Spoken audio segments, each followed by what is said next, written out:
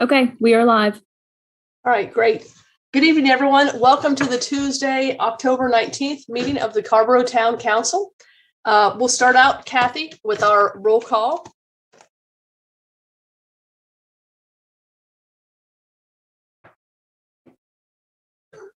Good evening, everyone. All right, Mayor Lydia Lavelle. Present. Mayor Pro Tem and Councilmember Barbara Foushee. Present. Councilmember Jacqueline Gist. Present. Councilmember Randy Haven O'Donnell. Present. Councilmember Susan Romaine. Present. Councilmember Damon Siles. Present. And Councilmember Sammy Slade. Present. Thank you. All right, great. So we'll start out our meeting tonight, as we usually do, with a poem. I see Fred Joyner in the waiting room, so we'll bring him over.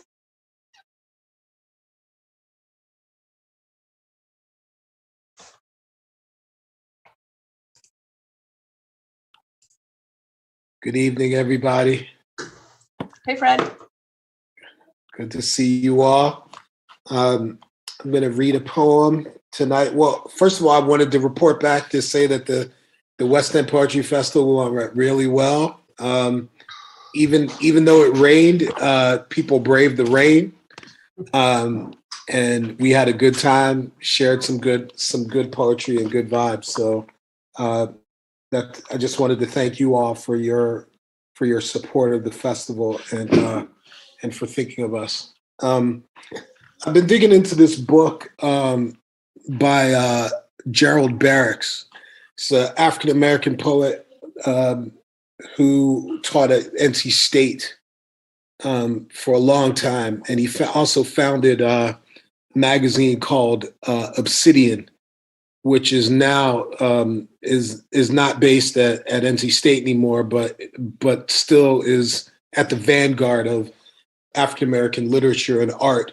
And he's a pillar. He was a pillar. He was killed. He kind of tragically got hit by a car, but he's one of the poets that I when I moved here to North Carolina that I look forward to like engaging with. So I'm going to read this poem. This is a collected, it's called From a Person Sitting in Darkness. And the poem is called Between Us and the World. The heart relaxes one beat, and the dark rain cools the rough skin. Breathing eases, lungs, needles, and leaves go out and into the air, exchanging molecules between us and the world. The power in that one light moves like substances through our systems, like creatures beneath surface tension, corpuscles oxygenating the sap, the tingling of photocells synthesizing sunlight in the blood to feed the root systems of our heart and send the love in the bowels, up the shaft of that power to these leaves flaming their tips out into the air again. In the systole, my blood is driven from the chambers of the heart and extinguishes the fire. My breath withers the leaves.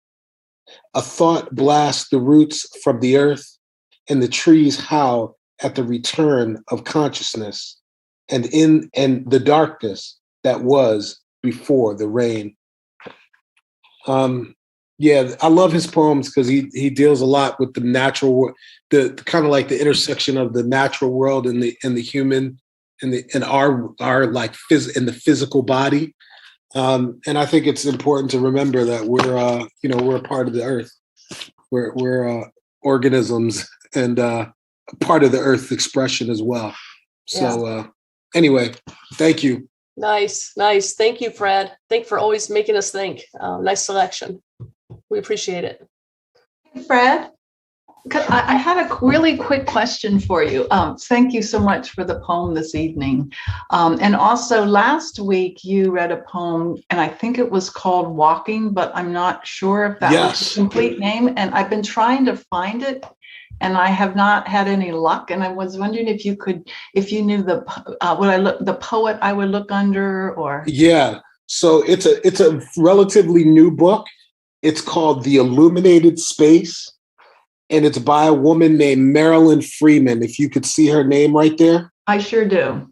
And it's put out by a company called Three Ring Press.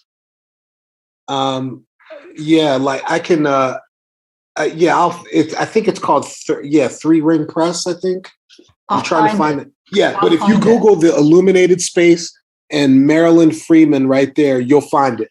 Got you. Thank you, Fred. You're the best. Thank you. Thank you. Thank you. Thanks again, Fred. Good Sure, seeing you. absolutely. Oh, I think. Oh, I'm sorry. Randy, go ahead.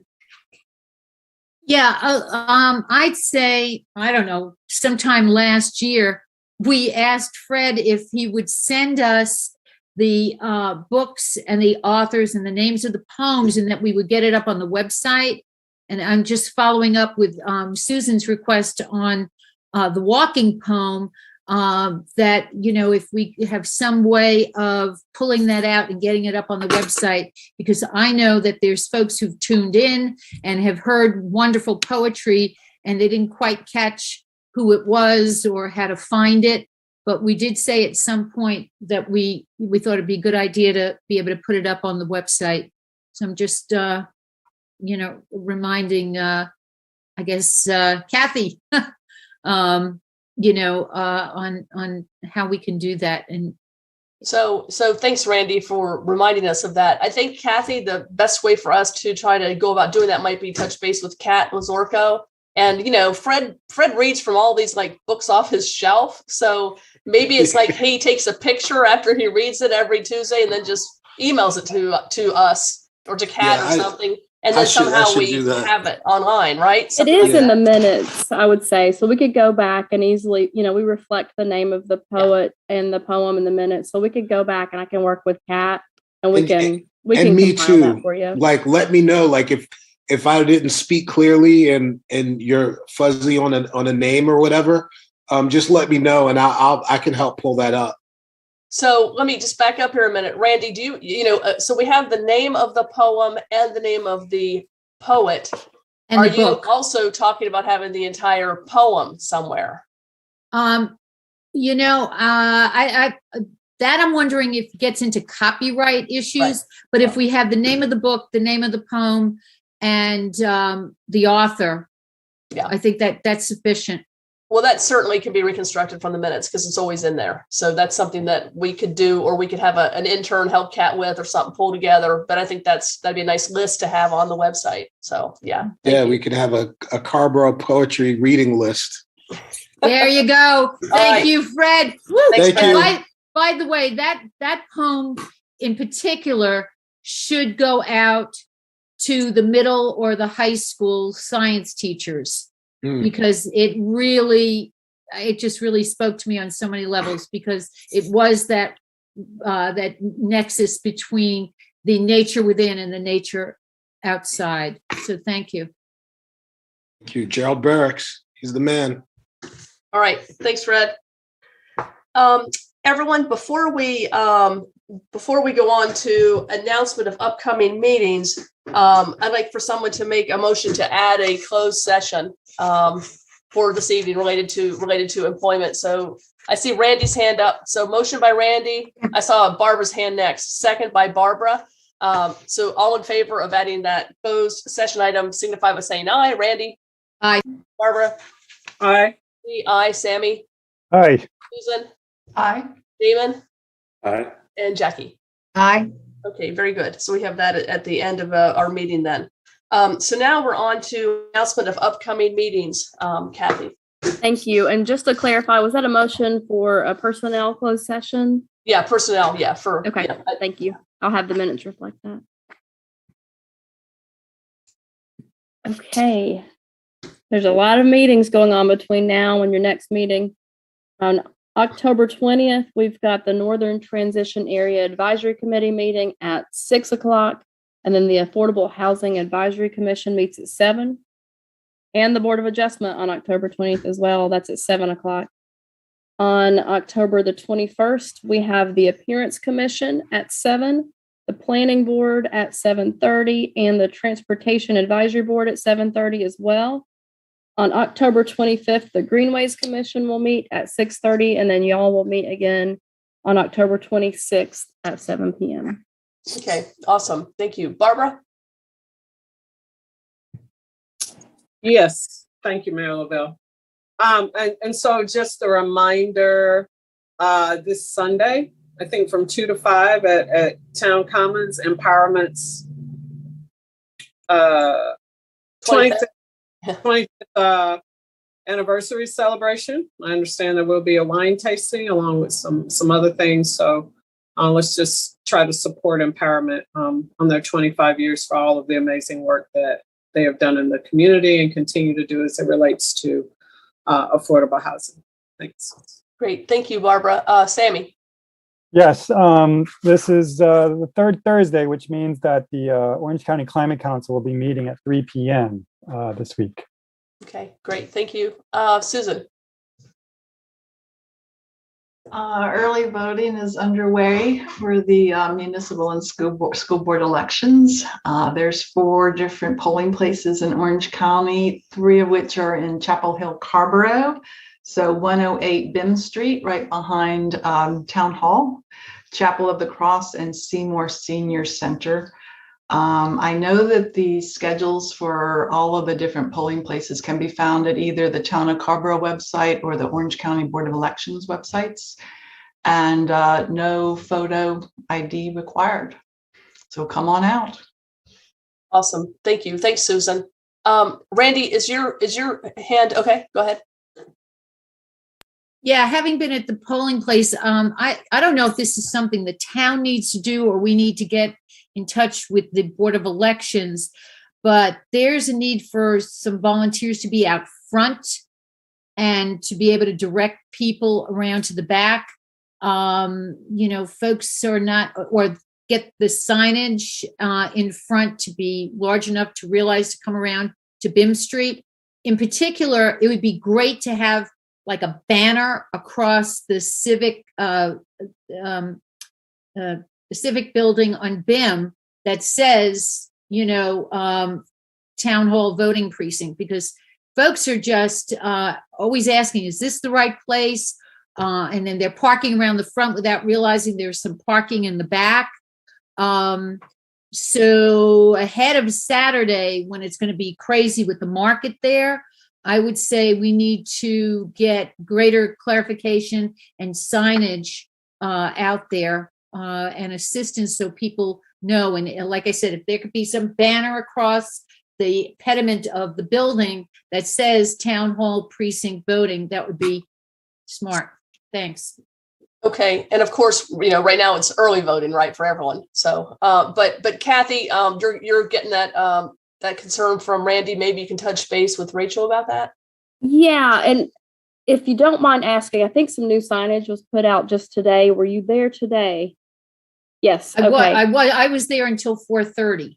Okay. So, all right. So what we can do, I'll talk to her and say that there needs to be more. And I know that, you guys. Yeah, folks are asking, and I think the confusion is that when they realize it's not at Town Hall, they're not exactly sure where they are to go, because if they come around the side, that building is at the end of the street, and it doesn't look like it's an official building, so whatever we can do to say here. I mean, there's the orange signs with the arrow, but something, high. Yeah, absolutely. Okay. Yeah. Okay. Awesome. Thanks, Randy. Barbara? Yes. Thanks, Randy, for raising that. And also for those who still read their mail, there was an orange voting location change card that was sent out. from the Board of Elections. I got one, and I guess, other folks got it too that did talk about that location change. So, yeah, I know I got one of those cards. So I'm assuming, some other folks did too. Check your mail. Thank you, Barbara. And I think probably also, especially for folks that vote there on election day, it's really important too, not just in terms of, I can see where the, county at large may not be tuned into that change around the corner. So Randy, you're done, I think. And no, I had one more comment though, that's Okay. important. A couple of folks from Carolina Springs are concerned because they're no longer a polling place. And so they're concerned about getting to the poll. And I just hope that they've got a good game plan for all those folks because they're no longer a polling site. And that was brought to my attention by some Carolina Springs folks today. Sorry. All right. Thanks, Randy. Thanks for that. Let's see, Sammy. Yeah, just maybe Kathy, if we could print out just a map showing the building and where the new location is to post on both the front door of the town hall and the room that is typically used for voting. And maybe that's already up, but if it's not, I think that would be helpful. Not a map, but I know that staff has been, walking people over and just pointing. So I just want to make it really clear for anyone watching that it is not hard to find this place. You can still park in the same parking lot. Please don't let this discourage you from coming out and voting. It is park in the same spot, walk to the back of town hall. You'll see it. People will be there to help you get there. There are volunteers up front for all election parties. There's staff at town hall.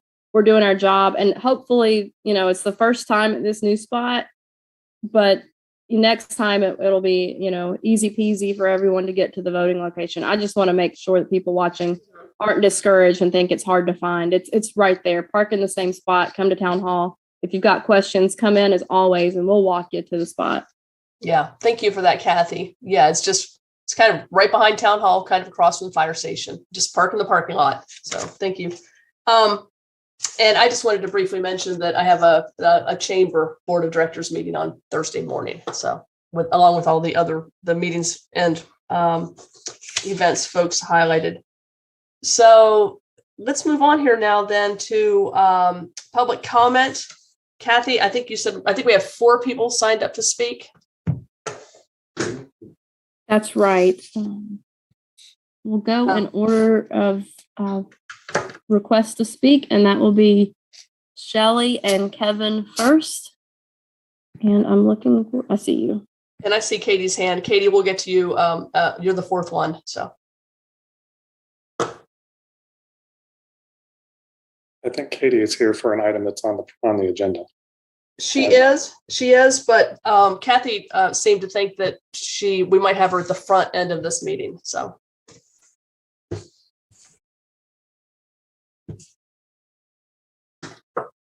All right, Kevin. Hello. Good evening. Hello. Good evening. And Kathy, I did send over a PDF to be viewed during the presentation here. If you could show that. Give me just a second. It's for some reason I'm getting a spinning wheel, so bear with me. So I'll go ahead and get started while Kathy, you're able to pull that up. We're here again to add some, again, more transparency to the Merritt gravel pit violations in the failure to enforce by the town of Carrboro the land use ordinance, specifically regarding the stream buffer and excavation. As many of you who are watching have seen this over the years, I'll hit a couple of these highlights real quickly. January 2018, Merritt excavated 7.5 acres in TOC jurisdiction. A complaint was filed with the town. In May 2018, Merritt also begins construction of a 25-foot tall road in the stream buffer. The complaint was also filed at that point. Moving on to September 2019, a year and, 5 months later, Town of Carrboro and Marty Roop in planning finally issues a NOV to the Merritts regarding the stream buffer excavation and destruction of the stream buffer. And And then finally, in May of 2020, the town of Carrboro files a lawsuit and obtains a Orange County Superior Court preliminary injunction for that excavation and stream buffer destruction. And then in March 2021 of this year, the town of Carrboro agrees to a settlement. And in August of 21, Nick Hornick, who's present tonight, files a dismissal with prejudice. We can move to slide 2.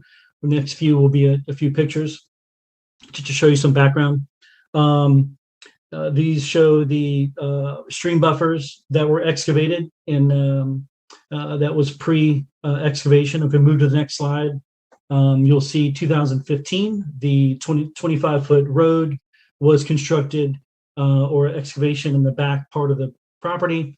And if we go to slide 4, he also starts excavation of about 7.5 to 8 acres. And in the slide 5, this is the 25-foot road that was built in the stream buffers, which was referred to in the injunction granted by Superior Court, or Superior Court of Orange County. We move on to slide 6. This is the actual notice of violation, where Marty cites LUO section 15269-2 that the disturbed portion of the stream buffer in these areas needs to be restored, and the functionality of the drainage in that area, which was impeded by the 25-foot road, this must be restored. And if we move on to the next slide 7, Kathy, this is actually TOC's GIS, which shows the stream buffers that we're referring to here. And that again is any disturbed portion needs to be reestablished. And if we move on to slide 8, this is also another email to Merritt's attorney, once again reestablishing the fact that these areas need to be reestablished. And the last slide of 9, there's a 10 slide, but I'm not going to go over that one. Slide 9 shows the NOV. You must get a professional survey, which indicates all the issues of the excavation and the stream buffer violation. And we go on to March 25 at the bottom there. The town council votes back March of this year. All he needs to do is revegetate the road that was built in the stream buffer and not to disturb it again. So it's amazing how you compare the June 1 violation. Kevin, you're over 4 minutes now, just so you know. And then what the settlement was agreed to. So Shelley is going to speak to those points right now. Okay, and just before, Shelley, before you go, I just wanted to say I wasn't here at the last week's meeting. Of course, I was here 2 weeks ago, and just wanted to comment that near the end of your comments 2 weeks ago, you got very, very personal and kind of attacking council members, and just wanted to put you on notice that if that kind of conversation happens again, you're going to be muted. So just wanted to put that out there. You go right ahead. The piece that I want to address is the staff's hours of work on this issue and the number of emails that they handled regarding the merits violation of the LUO. Tens of thousands of dollars of Carrboro taxpayer money was spent on attorneys and court fees and staff time in order to address this issue. Somehow, between the injunction and the night that you all voted unanimously to accept the settlement agreement, somebody stepped in there and said, we're going to write this settlement agreement that basically gives up every single one of our rights. We are going to allow the stream buffer to be destroyed. We are not going to require anything but throwing some seeds on the ground, which never happened. You all knew that it wasn't going to happen. Who made that decision? Did the town council read the settlement agreement? Do you even know what it said? Do you know that you agreed to never have the power to repair your designated stream buffer again, ever? You can never, ever bring it back. dismissal with prejudice wipes out all of your rights. Was that explained to you? Who actually wrote that settlement agreement? Because it sounds like it was written by an attorney for the merits. It does not sound like a settlement agreement supporting the land use ordinance of the town of Carrboro. And it certainly doesn't sound like it was written by anyone who has any sense of responsibility to the LUO or the environment in the town of Carrboro. I don't expect to ever get answers to that until 3 years from now, when you do not have the protection of the public records law for enforcement periods. And I will find out and I will come back. But I want you to ask yourselves the question, did you read that settlement? Did you know what it said? Did you understand it? Who wrote it? Did you know who wrote it? Do you support it now? And do you accept that you spent tens of thousands of dollars of taxpayer money? And we know because we ordered the budget. Do people in Carrboro know how much money you spent to get an injunction and then drop it like that? And now it's gone and nothing was fixed and it can never be fixed. Okay. Are you finished with your comments? Yes, I've done my 3 minutes, Lydia. Okay. All right. Thank you. Mr. Manager, Mr. Attorney, I believe, Mr. Manager, you met with Shelley and Kevin last week or talked with them. You're supposed to meet with them again this week and kind of follow up on some of these concerns. Yes, tomorrow. Yes. Great. All right. Thank you very much. Okay. I believe our next speaker is Sammy. I can't hear you, Sammy.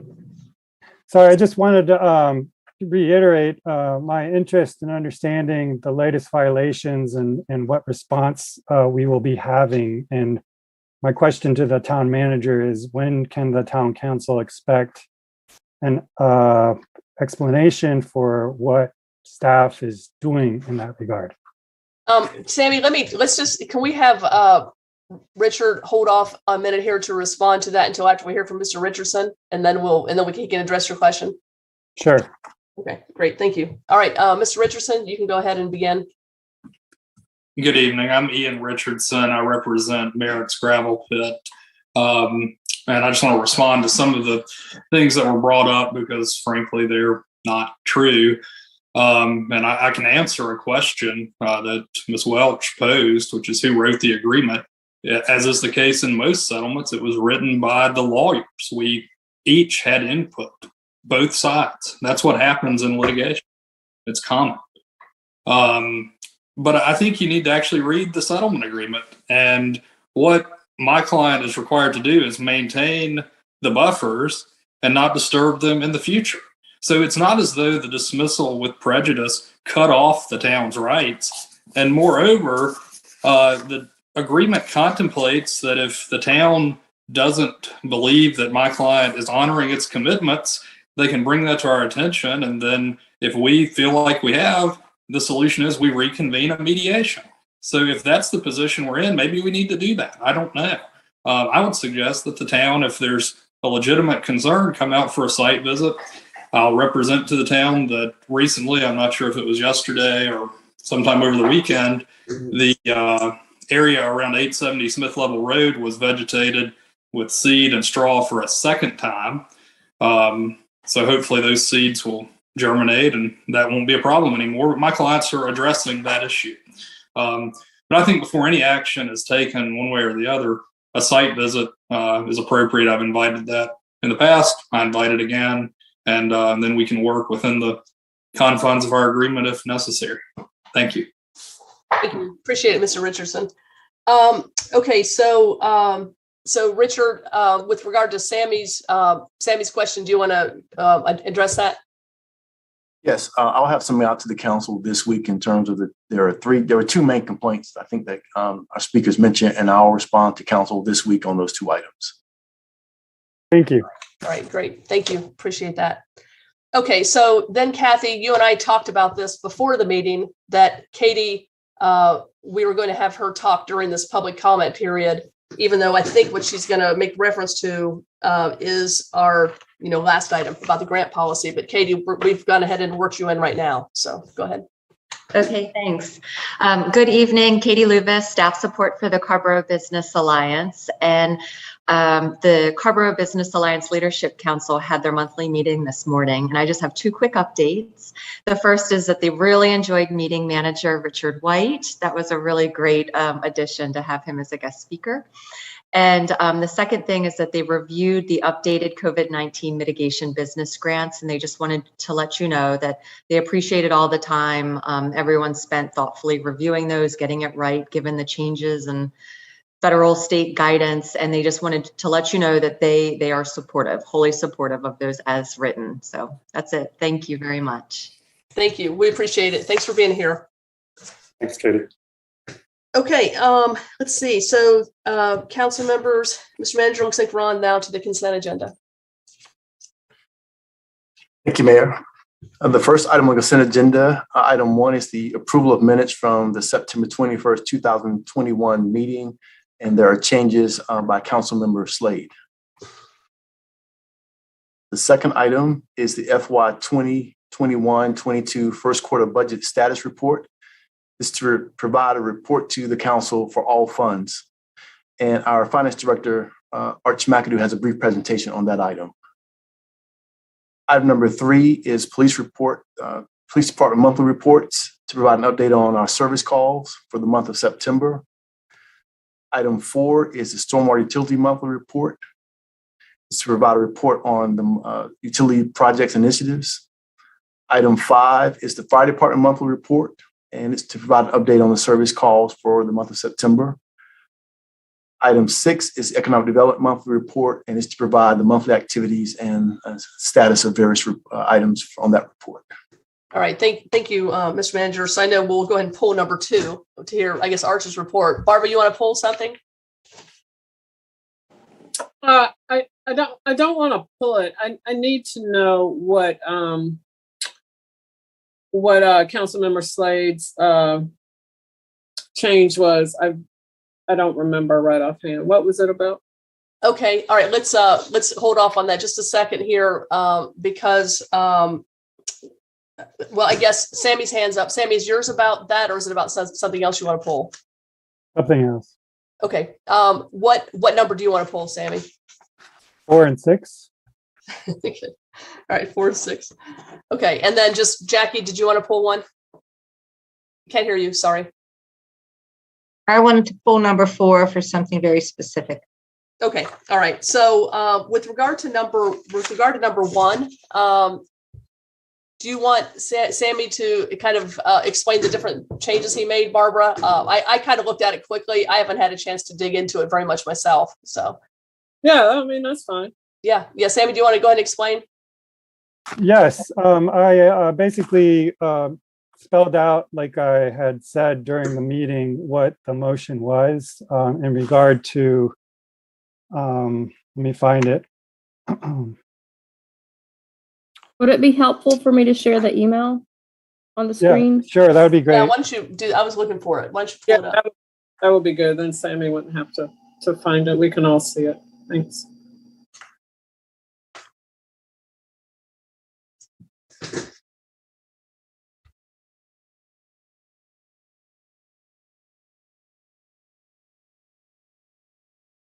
Can you all see that? Yeah, let's see. Okay. Yeah, motion to accept the report and request of staff.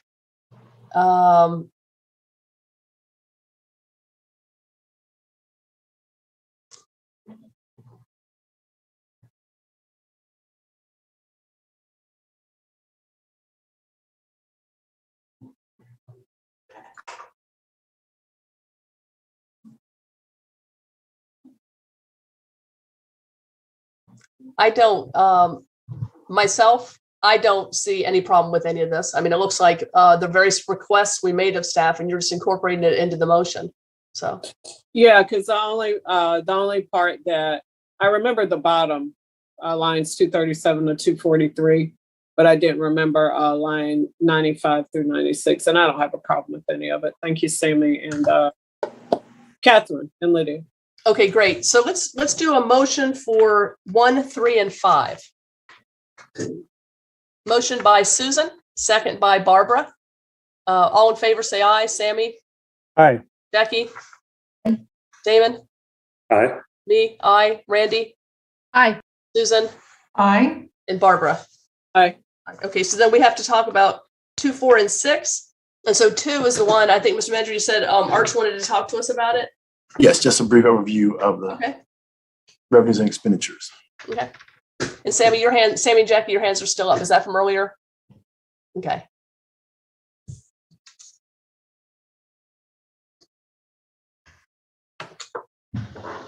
How about, why don't Sammy and Jackie, I think I have your names written down. If you want to put it down, just in case you have a question during Arches or something. Yeah, thank you.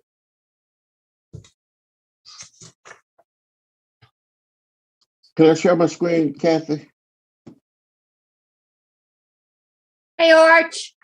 Hey, You can, hello. Arch. You should be able to share. Okay.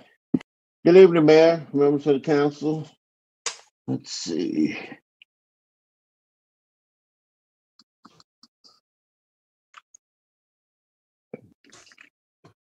Let me just get this.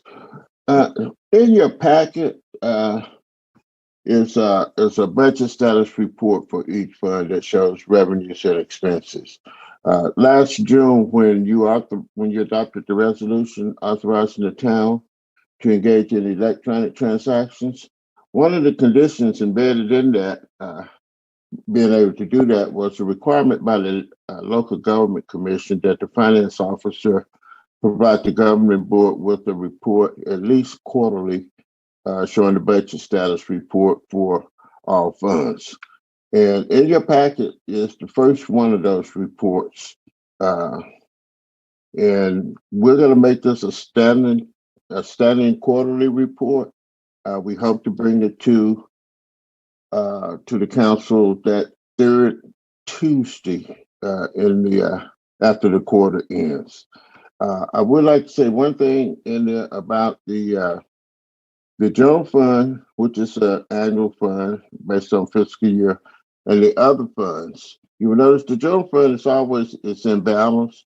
On the other funds that are multi-year funds, and they are for a designated purpose, because those funds are multi-year, and at the end of the year, everything automatically rolls over what's spent, what's not spent, and stuff. And so, for that reason, the prior year's funding and budget expenses may not line up, And part of that is due to the timing of the collection, because the town is generally on a reimbursement basis, where we spend our money and then we have to go through and pull these reams of paper together and submit to the funding agency to get our money back. So I did want to mention that. But as I was going through the report, looking at it, I was missing something, and I was missing the context.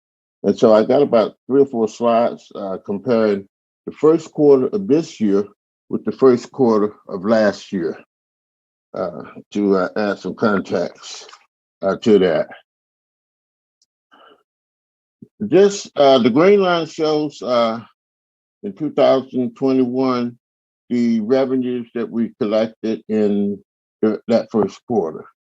And the 22, they're about the same.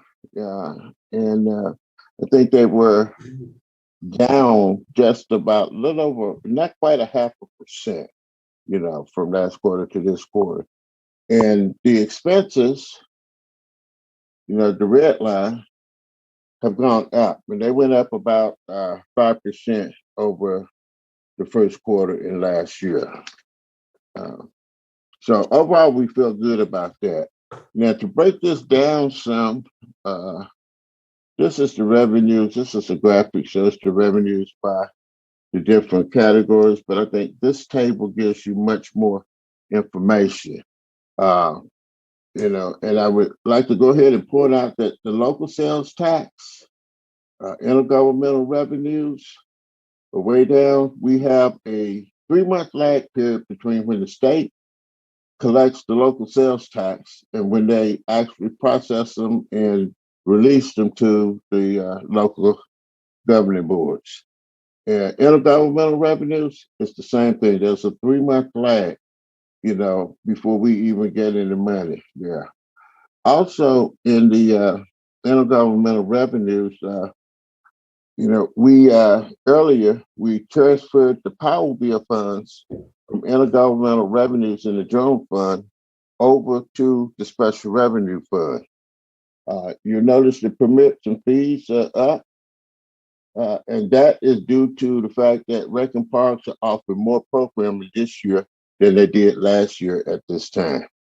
The property tax is up over 5% from the first quarter of last year.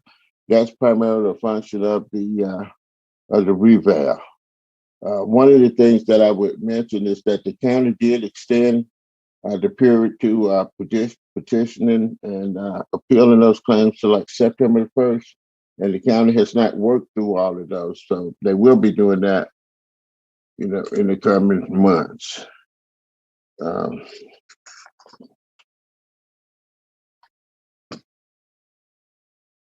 Okay. Expenditures. This shows the, although this revenue is not, I'm sorry, I need to, okay, this is the one I need. This is the general fund expenditures that's broken down by the functional areas that we do in the audit and the way we compile the budget each year. And if you notice, the fingers are getting happy.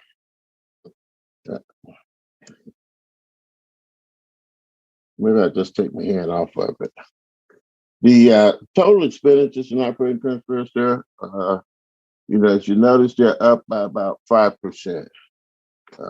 And usually this time of the year, it's early in the fiscal year, the expenses generally tend to be greater than the revenue that you're bringing in. And later on, and so that's why we need our reserves, cash reserves. So we're using cash reserves to tide us over until the revenue materializes for this year. And overall, we feel good where we're at. The sales tax revenues from talking with people seem to be holding their own. As we go into go deeper into the year. After the first of the year, after we present the capital improvement plan to you, we will start our budgeting process for the general fund for next year. And hopefully at that time, we will have a better feel for which direction the economy may go. I'm just concerned about the economy. I heard yesterday that this supply problem that we have, that we need to plan on living with it for another year. And, and I know I tried to get some work done on my car, and it's amazing. I thought everybody had gone back to work and everything was normal, but people couldn't work on my car because they didn't have people. So we just have to be very, very meticulous and very careful as we go forward. And that's what I wanted to share with you, to put those numbers that's in your packet in a better context so that you can understand where we are. Yeah. Okay. All right, Arch, thank you. Thanks so much for doing that. It's kind of nice to see that quarterly check-in and to have that, even though it's, I guess it's required now, but it's nice to have it and to have that check-in and see where we are in terms of our general fund revenues and expenditures, and to hear from you how that cycle usually is. We know you're always a great steward of our money. We appreciate you. So anyone have any comments or questions for Arch? And if not, we could have a motion and go ahead and pass this item. Susan? Yes, thank you, Lydia. Arch, thank you so much for the presentation. It really helps a lot seeing this year compared to last year. And I have a really quick question for you. So it sounds to me like the takeaway from your presentation is we're doing okay. And that's kind of just what I needed to hear. In terms of when we'll know for sure that we're doing okay, When is it that, remind me when property tax revenues, the sales tax revenues start hitting our account? I can't remember if that's like the third quarter or fourth Well, quarter. most of the property tax revenues that we collect is somewhere between November, December, and January. The sales tax revenues, like you notice for the first quarter, we have 0. So in October, the second quarter, you will begin to see some sales tax revenues posted in there. And we should also start seeing the property tax revenues just over the next couple, 2-3 months then. Okay, great. Yes. Great. Great. All right. Thank you. Thanks, Susan. Thanks Thanks for again, that. Arch. Okay, Jackie, yes. Jackie? Yeah, thank you. The supply chain problem is causing all kinds of issues in many different in many different sectors, in all sectors actually. Will that impact our sales tax revenue? Because if people don't have stuff to sell, I know I was in Staples the other day and was shocked. Couldn't get colored paper, couldn't get other things. You go through hardware stores and they're low. Will that impact our sales tax revenue if it goes on? I would think at some point, if it continues for a long period of time, and people and the merchants don't have goods to sell, then you can't buy it. But one thing that the state did do was that, remember that several years ago, they changed what you can charge the sales tax on. Like every time you go get your car fixed, now you got to pay sales tax on it. Yeah, that's what I was thinking. And we didn't get your sales tax because you didn't get your car fixed. Oh, I got my car fixed. Yeah, I would think so. But then, it's really hard to say, Normally you would think that if it continues on and on and on and stuff, yes, there's going to be an impact. But I heard, it depends on what the companies and the corporations will do too. I heard some companies and corporations are going out and got their own fleet of trucks and got their own drivers and stuff. But the stuff that's coming in by ship, that's sitting out there in the ocean, I know that this is a big time for toy manufacturers. The buyers have gone and purchased the toys and stuff in January. They usually deliver them, in October. But that doesn't seem to be happening now. So I guess we will always remain cautious, in looking at things. And so that's the best advice I can say. Thank you, Arch. Appreciate that. Okay, if there's no further questions, we can take a motion here to accept that number 2, the first quarter budget status report. Randy, motion by Randy, second by Jackie. All in favor, say aye. Randy? Aye, and thank you, Arch. Susan? Aye, and thank you, Arch. Jackie? Aye, and thank you as always, Arch. We are so lucky to have you. Barbara? Aye. Damon? Aye. Tammy? Aye. And me, aye. Great. All right. Thanks again, Arch. Good to see you. All right. We are on to item number 4. And I think this one, Jackie and Sammy each had some comments about it. Stormwater. Let's go. We'll go Jackie and then Sammy. Thank you. I just wanted to call people's attention for item number 4.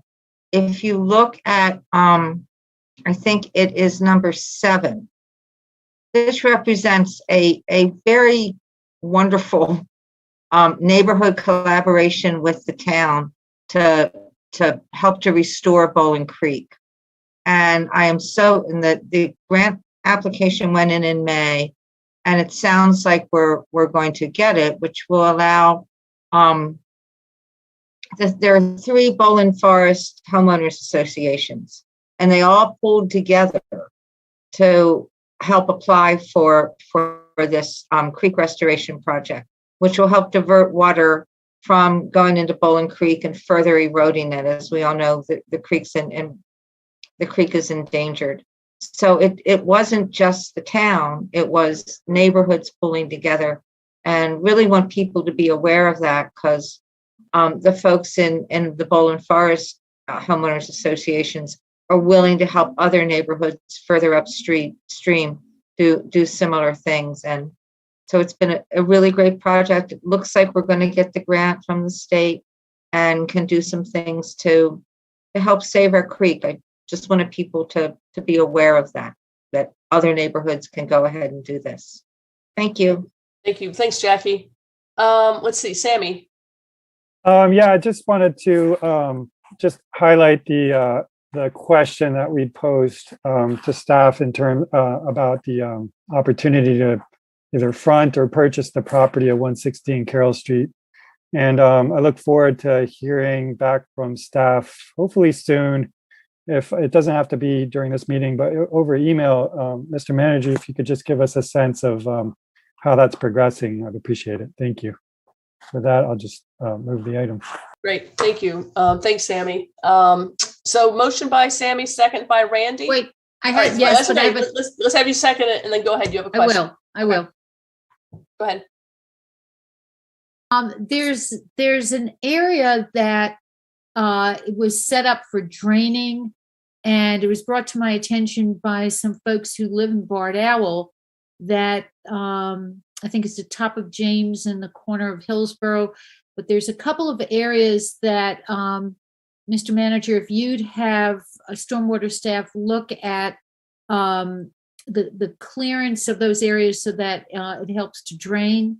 I think an email was sent to us a couple of weeks ago regarding these two areas off of James that were designated for rain catchment. And I can give you the specifics, but we did receive an email a few weeks ago, and I would just like to see that that we have an update on Public Works taking that underhand and managing it with some routine. Okay, so you'll follow up with Richard about that again, that specific spot, those spots. So in Bard Owl, thank you. All right, Randy. So we have a motion by Sammy and a second by Randy for this item number 4 on the consent agenda. All in favor, say aye. Randy? Aye. Susan? Aye. Me? Aye. Jackie? Aye. David? Aye. Sammy? Aye. And Barbara? Aye. All right, very good. And then the last item is number 6, Economic Development Monthly Report. I think that was you again, Sammy? Yes, thank you for the report. I just wanted to thank you for the response, Mr. Manager. I requested information about the possibility of having Century Center town employees park at the town hall or somewhere else to open up those spaces for downtown patrons, so that we can lead in showing how to not tie up 9 to 5 parking and have employees park elsewhere and facilitate that. So in that spirit, I'd like to hear back on whether that is something that you will pursue, and if so, to see the table that's included in his economic development report reflect the spaces that are gained by moving those parking elsewhere or downtown.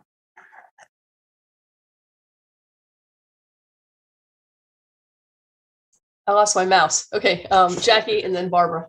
Yeah, I just want to thank Sammy for supporting me in that. I've been bringing that up for quite a while. So thanks, Sammy, and I'd like to see that too.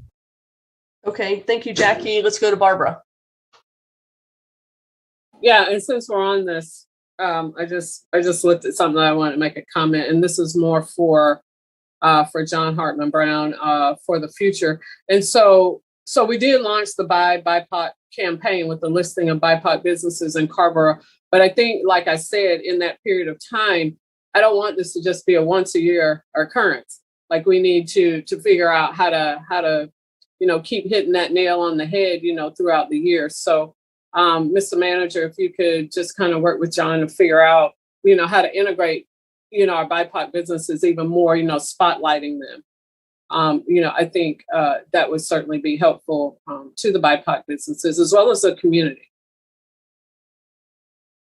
All right, thank you, Barbara. Mr. Manager's nodding his head. Mhm. Okay, so with those comments, would someone like to move item number 6? Motion by Barbara, second by Susan. All in favor, say aye. Barbara? Aye. Randy? Aye. Susan? Aye. Damon? Aye. Me? Aye. Jackie? Aye. And Sammy? All right. Okay, all right, very good. We're on to other matters, Mr. Manager. First item under other matters is the appointments to the Climate Action Team, and this is to make the final 2 appointments and select a town council liaison to this team. All right, so Kathy, Yeah, thank you all for all of your efforts in voting. We did get consensus in the final 2. That'll be Paulson and Nyland as your top 2. And then the only thing left for you all to decide amongst yourselves is the council liaison. so would someone like to make a motion for Paulson and Nyland? And then I know Sammy, I think, has indicated he'd like to be the liaison. Randy, you gonna make that motion? Yeah, I'd like to move Paulson and Lauren Nyland. But I'd also like to ask a question regarding the liaisons. Okay, let's go ahead and vote on the appointments first. So motion by Randy, second by Susan. Yes, second by Susan, and can I also ask a question? Of course. I'm not sure if I remember getting the other 7 appointments to the Climate Action Team. Did you already share those, Kathy? I'm sorry if you haven't. I'll get them separate. The names of the other The 7? names of those were last week. Like, I can pull those If up. you've already announced them, I'll get them from next week. That's on me. I don't want to tie up. I'm good. Okay, I can email them to you. I can email you all a full list now that we have it. So That would be great. All right, very good. So let's vote on these appointments, and we'll talk about the liaison. So all in favor of these 2 appointments, say aye. Randy? Aye. Sammy? Aye. Susan? Aye. Damon? Aye. Jackie? Aye. Barbara? Aye. Me? Aye. Okay, now let's go back to Randy. Yeah, so I would like to propose that both Sammy and I be liaisons. I've done a lot of work on the Community Climate Action Plan modules, and that work continues.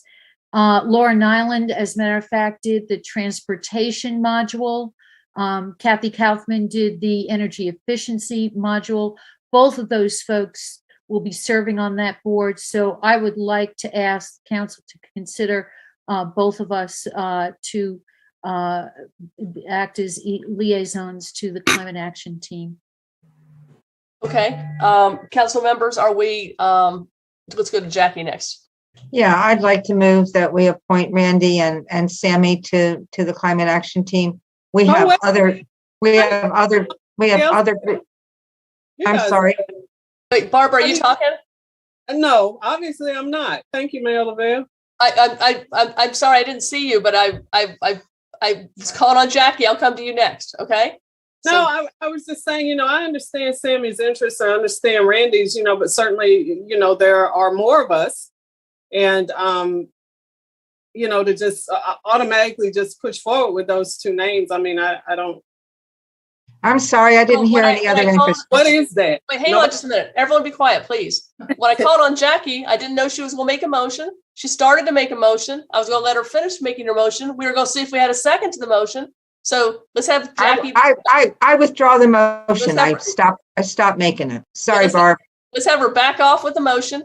So let's have a general discussion about who all here wants to be the liaison, and then we'll go forward with making our nomination. So we know that Randy has an interest. We know Sammy has an interest. So go ahead, Barbara, if you want to go ahead and chime in. Yeah, I was just saying, I think it is up for discussion. I don't have a problem with Sammy or Randy, but I think that we should discuss the liaisonship, and not to mention that Sammy will be leaving, potentially leaving the liaisonship with the EAB. I think is what his email said.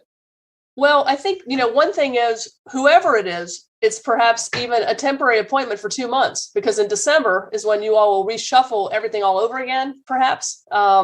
So yes, maybe this person might take it on beyond that, right? But I think, we have talked about the urgency to go ahead and get this group up and going. So it might be something that, to your point, Barbara, about like EAB and stuff, right?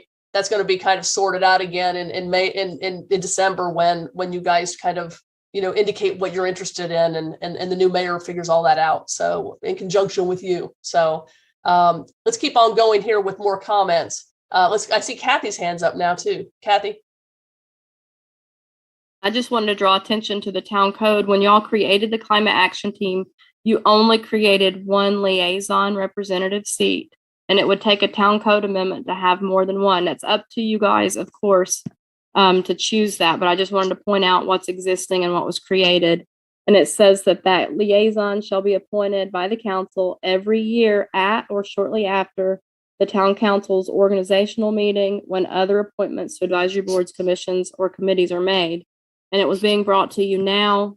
I think if there was not going to be debate and discussion, but it may be best to hold off until your organizational meeting to make this, especially knowing that the climate action team has just been appointed, but there hasn't been a meeting schedule established yet either. So, joining when you don't know your own personal schedules and the meeting schedule of the board, I would just, as a staff person, say it might make more sense to just hold off. Okay, thank you for that advice. That might not be bad advice. Let's see, does anyone else have something new that they want to say? I see Barbara's hand still up, but I see Sammy's hand is back up maybe. So let's go back to Sammy and then back to Barbara, if these are new comments. Yeah, thanks, Kathy, for pointing out that technical reality of our ordinance. My interest is to make sure that in the comprehensive planning process, as I've expressed before, we have the benefit of a lot of the people who have been chosen for the climate action team to provide comment as the climate action team, which is why I'm interested in having that group meet before our regular process. So, whether that means that we have liaisonship or not before a regular appointment time, I will show up as anyone else can to that meeting and provide perspective if the members of that group are needing it in that discussion, in hopes that they will contribute to the comprehensive plans. It's, one of our major pillars is climate action, and it would be really sad if we're not able to make use of and benefit from people who have really strong interest in that as a climate committee. I think, Sammy, I think I would like to make the strong suggestion that we not appoint until December. Liaisons are supposed to be there, kind of as a liaison, not to like run the meeting, not to like, impart our demands on the group, right? As Sammy pointed out, the CAT group, the client action team, we wanted to get up and running as soon as we can, and it can with staff, it can get going, they can elect their chair, whatever, and then whoever wants to attend that meeting between now and December could go. But it seems to me, especially since this is being done in conjunction with all the other appointments, it might be best to wait. I mean, folks, that's only like a month and a half away. Really, it's not that far away. So, is everyone okay with that? Oh, I see Damon's hands up. I haven't heard from Damon yet. Oh, I'm sorry, Barbara. Let's go back to you. I thought your hand was up from earlier. I'm sorry. Let's go back to Barbara, and then we'll go to Damon. No, mine is really quick. So I appreciate the clarification by our town clerk, and I just wanted us to discuss it. And so I'm glad that we have discussed it. But I think, with the climate action team, like our other advisory boards and commissions, those are not private meetings. So anybody that wants to come to those meetings, and just hear what's going on, or whatever. I mean, any of us could actually go. But my whole point was discussing and not automatically assuming that we know Sammy, he has a huge, vested interest in climate mitigation, and I, for one, I appreciate that. But I think, we all do, we all have a role to play. And so this was my reason. It wasn't to say that Sammy wasn't a good choice, nor Randy. But I think, things like this, I like to see the council, discuss them. So. Got it. Thanks, Barbara. Damon. Thank you, Lydia. I just, yes, I think it makes sense to wait until the organizational meeting to make decisions about liaisons to advisory boards. I wanted just to take 15 seconds to support what Sammy said about the importance of the climate action team now that it's been appointed, having an opportunity to participate in review of the preliminary draft of the comprehensive plan. So that can be done without a liaison. And I'm glad there's a lot of enthusiasm on the council about being a liaison to that team. Right, great, thanks. Thanks, everyone. So so I think we did vote on the 2 additional applications, right? So we're done with that. We decided we'll wait on the liaisonship until December. Hands are still up, but I think we're done, right? Sammy and Kathy. Sammy, yeah, go ahead. Yeah, I just wanted to make sure that Kathy connects with Trish to make sure that we don't miss the opportunity for the climate action team to meet in the next iteration of comments that will be happening in comprehensive plan, which I think the timeline showed will be in November. So that means if we could swear those members in ASAP and work on scheduling simultaneously, that would be great. Thank you. Okay. All right. Thanks, Sammy. All right, let's move on here then, Mr. Manager, to the next item. Okay. Yes, the next item is the framework for development of the use and spending of the ARPA funds. And the purpose is to present a proposed framework to council. And I have I'll be presenting that for you this evening. So if you give me this moment, I'll share my screen.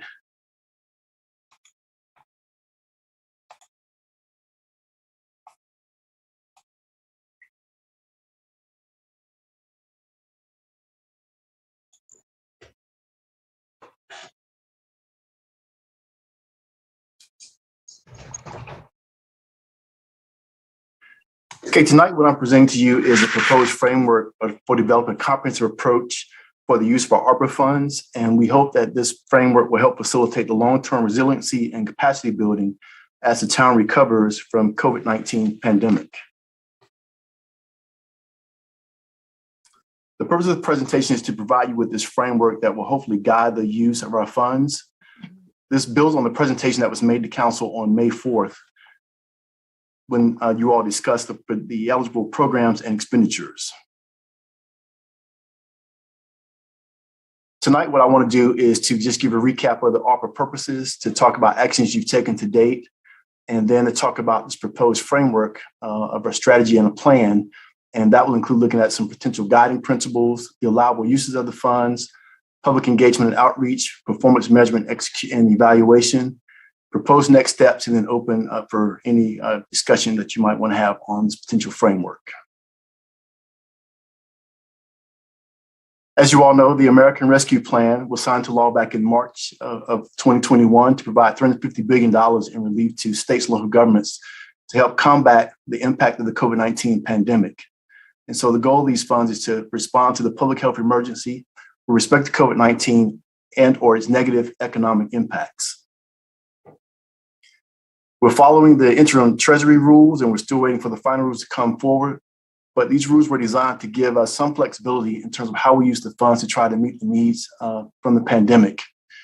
And we're encouraged to engage our constituents and the community in developing plans for use of these funds, to be transparent and to exercise accountability.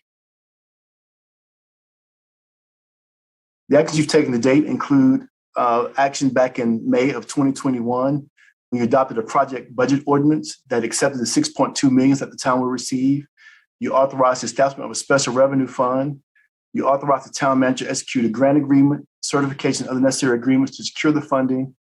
And then you also reviewed and approved specific funding and activities to be undertaken with the ARPA funding of a short-term step. That included $300,000 for grants for small businesses, $224,795 for essential pay to town employees, $1.8 million for town revenue replacement, and the remaining balance of $3.8 be placed into a restricted unallocated fund. On June 22nd that same year, you amended the project budget ordinance to appropriate the funds.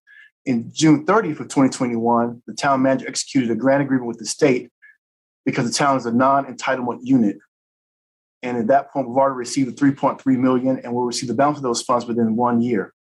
These funds must be committed by December 31st of 2024. And then the funds must be spent by December 31st of 2026.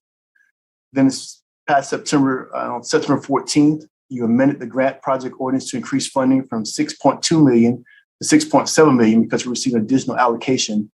And we also provided a status report to you on that same evening. Last month, I established an ARPA staff working group that includes the town clerk, finance, communications, and economic and engagement, economic development, planning, recreation, parks, and cultural affairs, and the housing and community services staff. And we've worked to put together this framework that we're presenting to you tonight. The framework, again, the goal here is to create a well-developed and strategic spending plan. Our goal is to make sure the funds are being used in an intentional and impactful manner. These are the guidelines that we hope that you all will consider tonight to help us put together a spending plan. The first item will be council goals and policy alignment. We want to look at your goals, your strategic goals, and also look at our comprehensive plan. We want to make sure that racial equity and inclusion is a pillar in this process, that we use an equity lens, that again, our goal, that our work is intentional and that we're striving for equitable outcomes. We want to refer to the One Orange racial equity plan, look at the town's reparation resolution. We want to make sure we've incorporated environmental justice by looking at our climate action plans. And we also want to make sure that we invest in resiliency in our community and build capacity. We also want to leverage our local and regional partnerships. And we're working now with the human services funding process. We want to look at the Orange County Recovery and Transformation Planning Project, consider the Emergency Housing Assistance Program, and also needs that OWASA may have. We want to use existing data and outreach. This list of data sources that we already have, we want to make sure that we use that information rather than go out and try to create a whole new data set. And that includes things like the Chamber's State of the Community, the Orange County Data Index, the BIPOC Roundtable. We've already done nonprofit and human service organization interviews. We want to look at, again, our comprehensive plan, the Orange County countywide racial equity plan, look at the long-term recovery and transformation plan. I'll look at our climate action plans and interviews against with our human services and nonprofit organizations. These are the allowable uses that we can use this funding for. I won't read all of these to you, but some we've already worked on in terms of the premium paid for employees. We've also looked at municipal revenue loss, affordable housing. I also want to point out item K. We are allowed to use these funds in the qualified census tract, which is our low income area. And we have one census tract here in Carrboro, which is near Baldwin Park. We can definitely undertake other activities and programs as long as they are targeted to reduce the public health issues or the negative economic impacts. In terms of public engagement and outreach, as I mentioned earlier, we're required to receive input from our community. And so I've already listed all these sources as potential ways to utilize public engagement and outreach we've already undertaken. But we also want to engage in some additional fact-finding steps, and that would include conducting a community survey. We're about to release our community survey. We hope to have that data back in early January and could use that information as well to inform our spending plan. We also can look at our own town needs in terms of our department needs. Some of this funding we may be able to use for town projects. We want to identify what some of those needs may be based on the guidance we have from Treasury. And then we also want to hold some listening sessions throughout the community to get feedback on the proposed spending plan. And then finally, we want to make sure that we measure the work that we're doing. We want to make sure that we fund measurable initiatives with meaningful and equitable impacts, and that we use data and anecdotal evidence to measure the outcomes. Performance measure is the key in determining how successful that we will be in terms of using these funds. And keeping in mind, these are one-time expenditures. So we don't want to make sure that we're using them in a very impactful way. Here are some proposed next steps. As I mentioned, we want to review the existing data that we have to begin to identify some of the issues and concerns within our community. We want to consult with our local and regional partners for possible collaborations and also to discuss joint priorities. We want to conduct public engagement outreach that I just mentioned. we want to create a web page that will provide continual updates as we continue to work through this process. And then we want to come back to you at the end of January to talk about proposed activities, guidelines, and target populations for your consideration. And with that, that concludes the formal presentation part of this, but I do want to end with one question. Earlier when I talked about the guiding principles, one thing we didn't note here, something for council to consider, is as we begin to develop this spending plan, if you will, one thought would be, could we fund fewer projects with a very targeted impact? You know, what are those things in our community that we really want to move the needle on, and direct those funds in that direction and maybe fund a fewer number of projects? Or the goal might be to distribute the funds across a wider spectrum. But that's a question mark for council to consider. For example, I talked about the qualified census tract. As we learn more about what potential needs might be there, that might be a place to provide some concentrated funding. But I just want to leave on that note as a question mark, and then open up the discussion for any questions or comments you might have at this point. That concludes the formal presentation. Great, thank you. Thanks, Mr. Manager. And that last question is a good one. We sometimes bump up against that on this council. You know, do we look at a smaller number of projects with large amounts of money, or a large amount of projects with smaller amounts of money? And then, of course, there's all these different competing needs that this council will have to sort through. Let's go Damon, Barbara, Randy.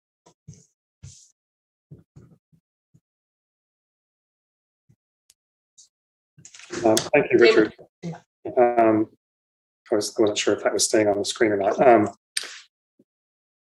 Thanks for the presentation. This is really helpful as a start for helping us understand how you and the staff are thinking about approaching this. I guess just one note I wanted to make has to do with the category of activities around public engagement, transparency, and so on. We have, there we go. Hello, everyone. We have celebrated appropriately over the last several months the job that the community has done, and in particular our task force steering committee has done with the Carrboro Connects comprehensive plan around public engagement, around the work that not only how that task force came together and this sort of broad cross section of the community that it represents, but also the work that they've done with staff and the consultant to, really embark on meaningful public engagement activities that have, I think we've talked about many times before, really been unprecedented in a way in terms of the number of contacts they've made with individual residents and the sheer amount of input that they've been able to gather. So I think, that should be something that we take lessons from, that experience. And I think when I think about one of the core principles of the ARPA program and the guidance, the federal guidance really is about building models of public engagement and participation that can last the long term, right? I think it's really more about how you go about deciding to spend the money as much as it is how you actually spend the money. Then I'd just like to suggest that we, and by that I mean the manager and the staff, think through what lessons the staff has learned about public engagement from the experience of Carrboro Connects, how those lessons might be applied in the way that the community thinks about the use of these funds and how we think about the use of these funds, and maybe even think about specific ways that we can, structures we can, and systems we can build around making those decisions. And, Richard, you and I have talked before about, other communities like Durham, for example, has been trying out a participatory budgeting process, right? Other communities have done this as well. I know that that's quite a complex process, and they sort of have, it's a different context, and they have resources to bring to bear that perhaps we don't have in the same way. But just thinking about, are there systems or processes that we can put in place for helping the community navigate this conversation around how to use these funds that would really create a new model for how we think about spending public dollars in the future, right? In other words, the ARPA funding becomes kind of a sandbox for thinking about the whole idea of public engagement and how it should work and how it should inform public spending. So I just wanted to throw that out there as a thought. learn lessons from Carrboro Connects, repeat what worked well, don't do what didn't work, and think about how we use that as a model going forward for how the community engages directly in helping us decide how to spend public dollars. Thanks again for the presentation. Thank you, Damon. Good comments. I've got Barbara, then Randy, then Susan, then Jackie, then Sammy. So Barbara. Yeah, so thank you, Mr. White, for the presentation. I just have a couple of questions. So I did hear you mention about this community survey, and my concern, I think the survey is a good idea, but I want to just make sure that we're capturing everybody in that survey, as many people as possible, and that we're not, getting certain sectors of the community and missing whole other ones. So that's what I want to say about the community survey. And so my second comment, it's not a question. Last summer, and this predates you, Mr. White, but the rest of you were here, when we had the conversation about the disproportionate impact of COVID-19 on our Black and Brown communities. And I bring that up because, we had folks literally to come into the meeting and just tell us what they didn't know we offered, what they needed, Black and Brown folks. And so I'm bringing that up because, I would like to see a concentrated effort, centering folks who literally are marginalized all the way down the line and left behind. And so when I think about how we use the money, I certainly would like to see those communities spotlighted and their needs met, as we, kind of go along and figure out how to divvy the money out. And I just want to remind everyone about that conversation and some of the things that we heard from community members a little over a year ago. So I did absolutely want to bring that up. It kind of ties in a little bit with what Damon was talking about, and we just have to, these are public dollars, and we want them, to reach the folks that that need it the most, and there's still a great need within our community. Thanks. Great. Thank you. Thanks, Barbara. Randy, then Susan, then Jackie, then Sammy. Yeah, I'd like, Mr. Manager, would you put up the slide on the allowable uses?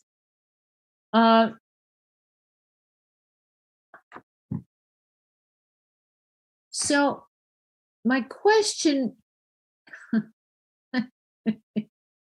I'm laughing. Barbara, get ready. What question am I going to ask? So, and I don't know if the ARPA staff team has talked about, is there ways to target specific programs where there's a way to set up the money so that they feed into monies that are sustainable? So here's my what if. So what if we were to look at our 4 manufactured home neighborhoods, right? And find a way so that the money that seeds support in those neighborhoods could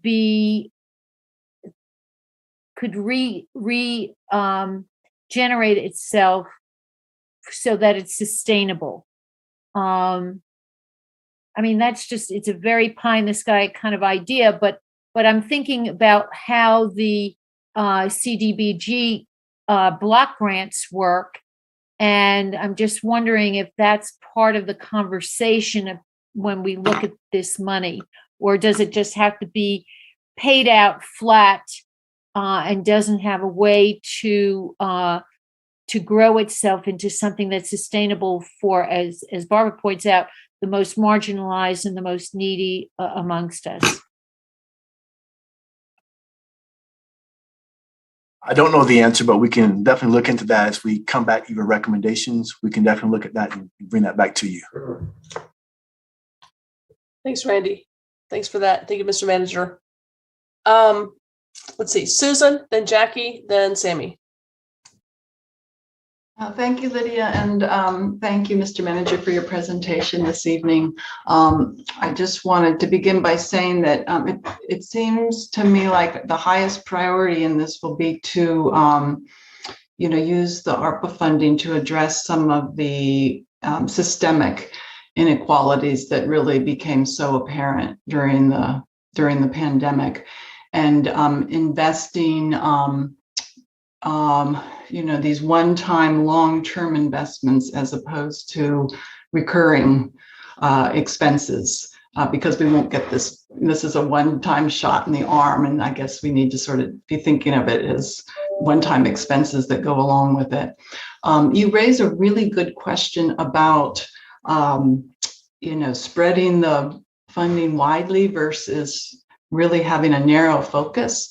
And I want to give just one example of each, because I think it touches a little bit on what you're asking us in the community to do. So just in the days after the suicide and attempted suicide on UNC campus, I read a quote from a student at UNC. She works for Peer-to-Peer, which is a student-led mental health resource. And the student, Claire Landis, said, "We almost have a second pandemic on our hands with mental health and suicide." Went on to say that this second pandemic has just been, and Jackie, you know this as well as any of us, this second pandemic, how hard it's on our, all of our public school students, but also on our college campuses. I think that's, I hope that as we're looking at ways to spend this money, maybe this needs to really be prioritized as the behavioral health care, which is such an important part of our public health. So that's going to be one huge need, but we can only do so much with this pot of money. And then I want to give just one example of this really focused funding. Over the last few months, I've had quite a few conversations with residents at Carroll Spring, and I've become aware that they don't have backup generator there, nor does the other senior living facility, another senior living facility, Crescent Green in Carrboro. And so so what this means is, anytime we lose power, whether it's for a few hours or in some cases it's going to be days, you have residents there, if they are on oxygen support, they are going to the hospital.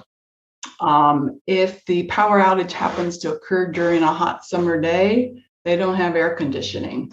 If it's in an ice storm, they don't have heat.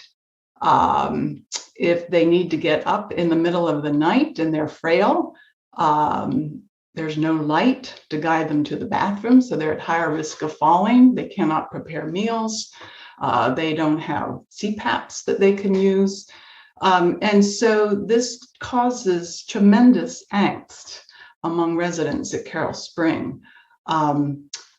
I looked into the cost, and so the deal is that in North Carolina, if you're an assisted living facility or an independent independent living for seniors, you're not required to have these backup generators. So it's fine that they don't have them legally, and they're incredibly expensive. I think they can be hundreds of thousands of dollars. So it's something that maybe is cost prohibitive even for the town, let alone for Crescent Green and Carolina Spring to do. But it's an example of, can we be doing something else on a small scale basis to help these residents? And I don't know what it would be. Can you do like an emergency generator through a truck? Can Duke come in and bury some of the power lines which probably would be very expensive, but maybe there would be some kind of subsidy from the town? Can all of the residents have flashlights with batteries? Every single resident in these senior facilities, does the town provide them flashlights and batteries? But my point is, this is an example too of these a really targeted population that is very at risk, as well as so many other at-risk populations in the community. So I think it's just a really important question for all of us to be considering, is how do we weigh these two ways to be spending the money without there being a real clear answer how to do it. Finally, I just wanted to say, I couldn't agree more with all of the comments in terms of the outreach. And this is really our pilot in participatory budgeting, and wanting to make sure that we bring in as many people into this process as possible.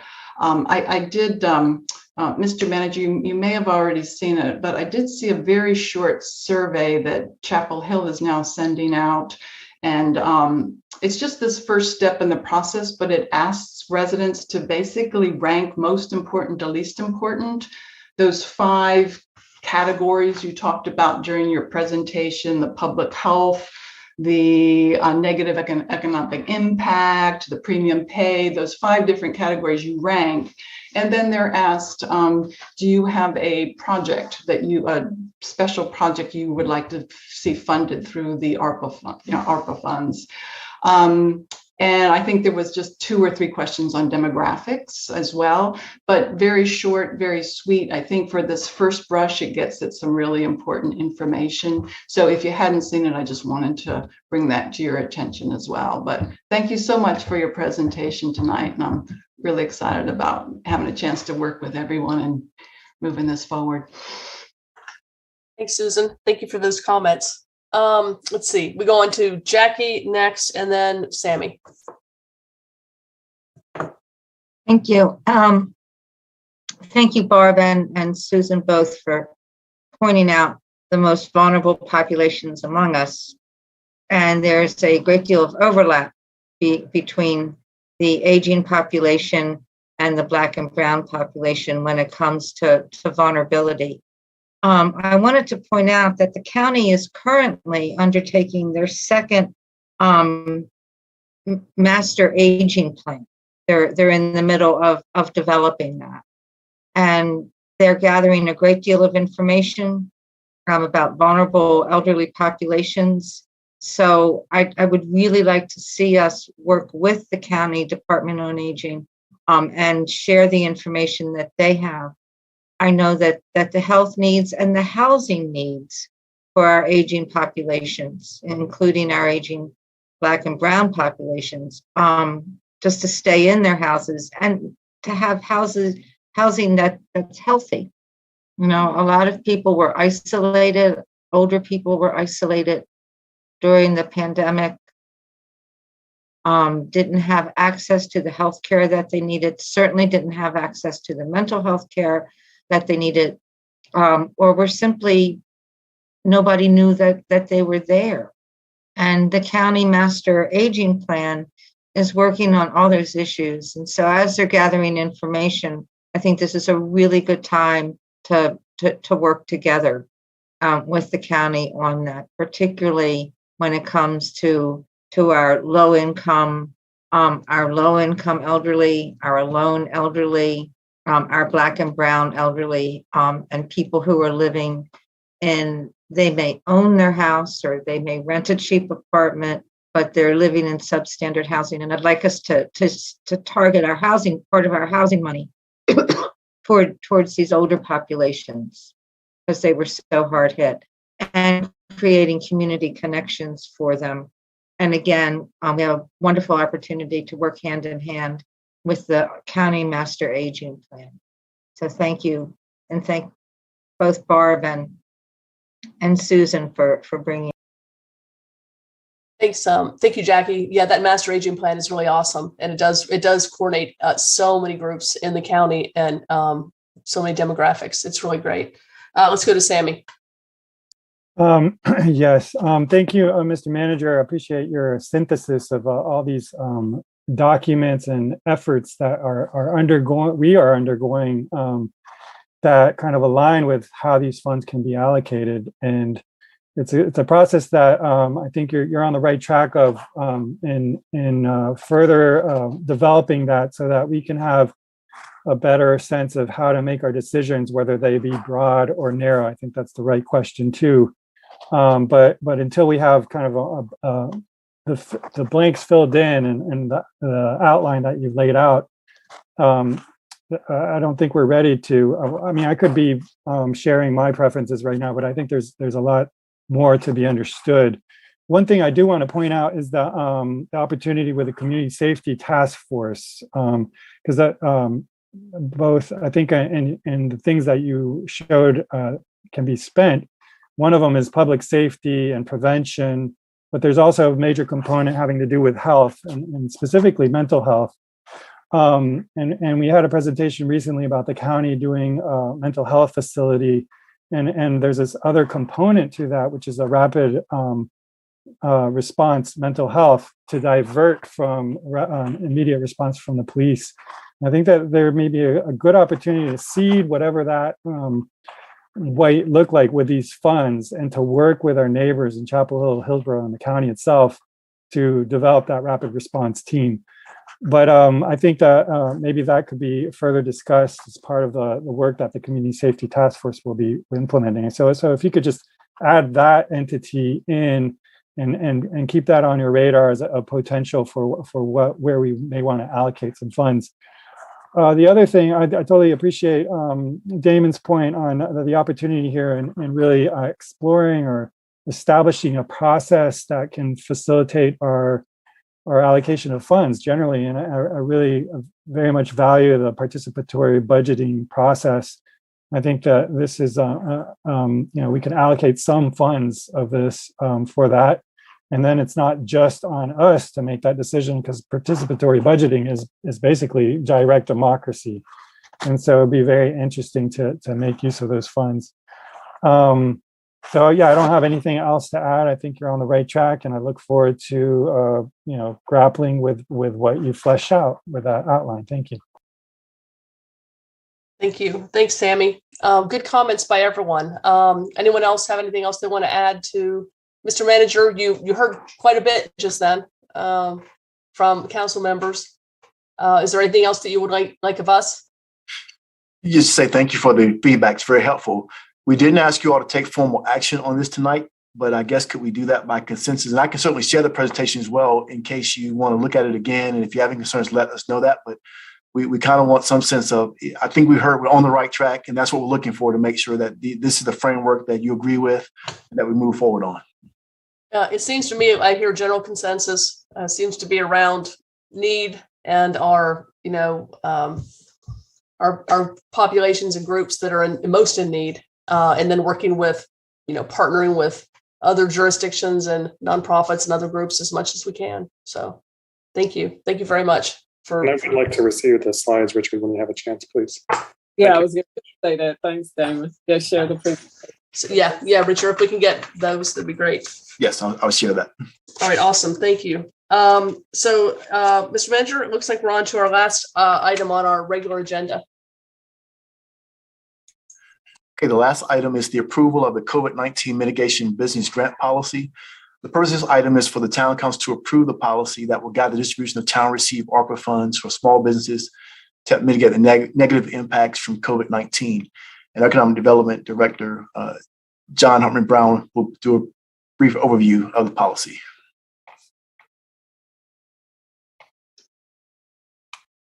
Good evening, John. Good evening. Let me see if I can go ahead and get this up and going here.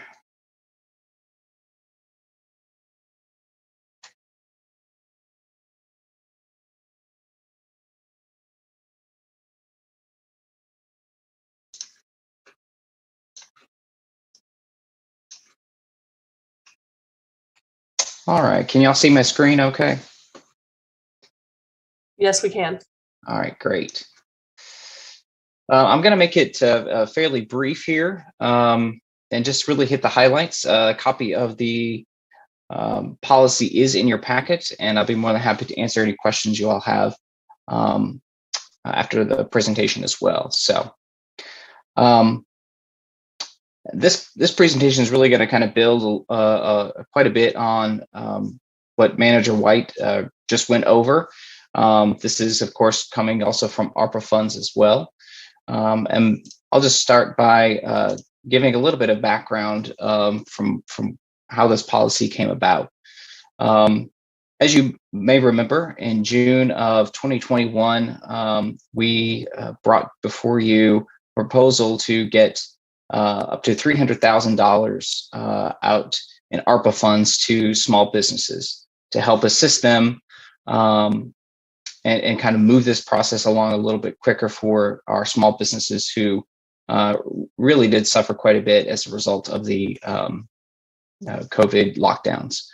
And so you authorized us to do the $300,000 as well as approving the outline for a new small business grant program.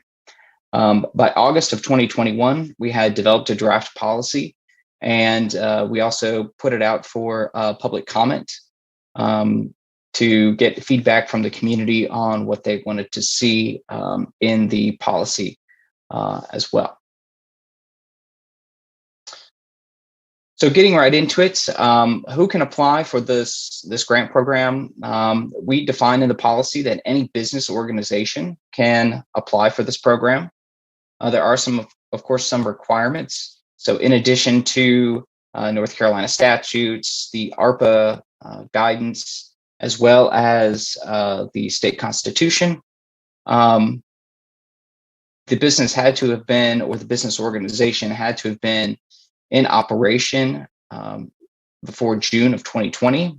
Basically, they needed to be a pre-pandemic business in order to show that there was some economic harm done to them.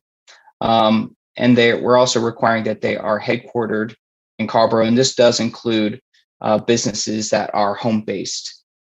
And they also need to retain at least the same number of full-time equivalent employees. Essentially, what we're saying here is that they would need to retain the same number of employees that they currently have.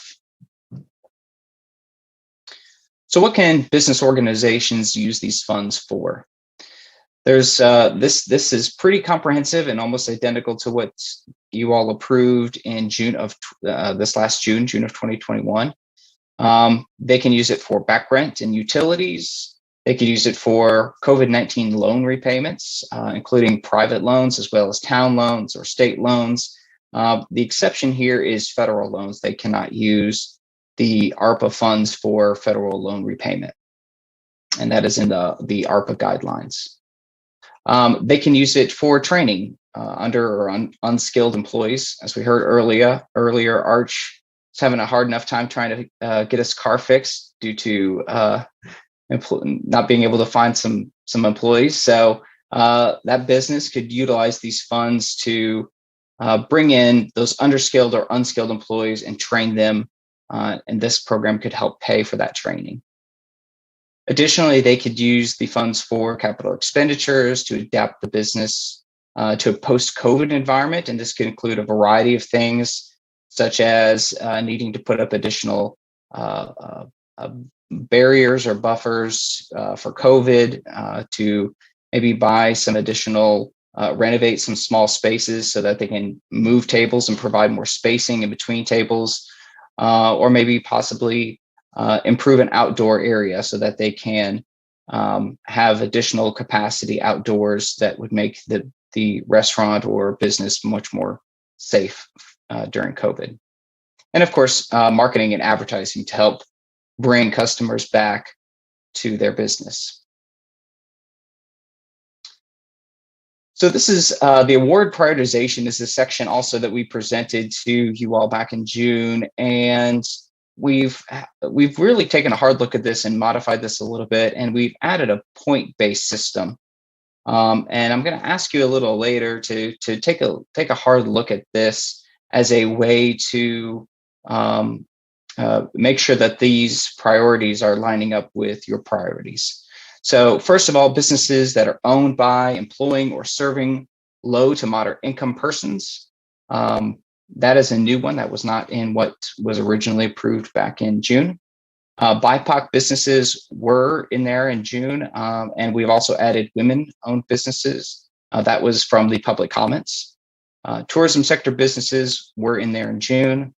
Businesses that have year-over-year revenue loss of 30% or greater, that was also in there. certified living wage employers, that was in there as well. Locally owned businesses, and locally owned is defined as the owner must live in Orange County or an adjacent county. And businesses that are located in or have been located in Carrboro for at least 5 years or more. And businesses with 2 or fewer locations. Again, we're really trying to keep this program tailored to local businesses, small businesses, and really the businesses that have been hardest hit. So some next steps.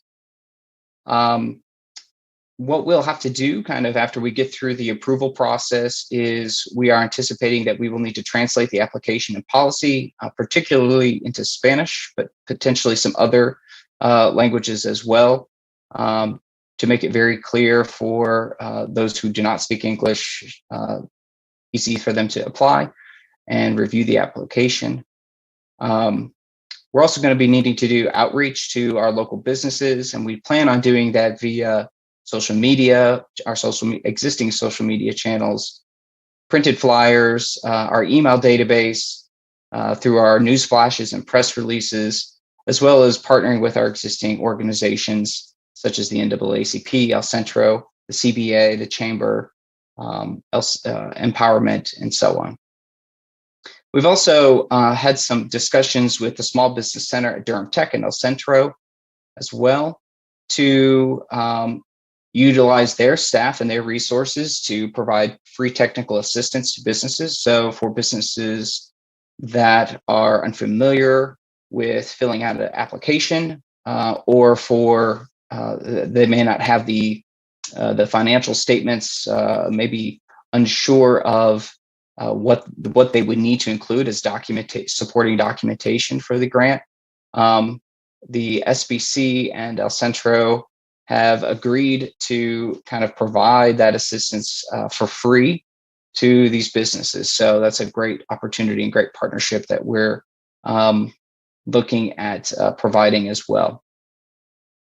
As far as the timeline goes, we would be targeting an application period pending approval tonight of November 1st to November 19th.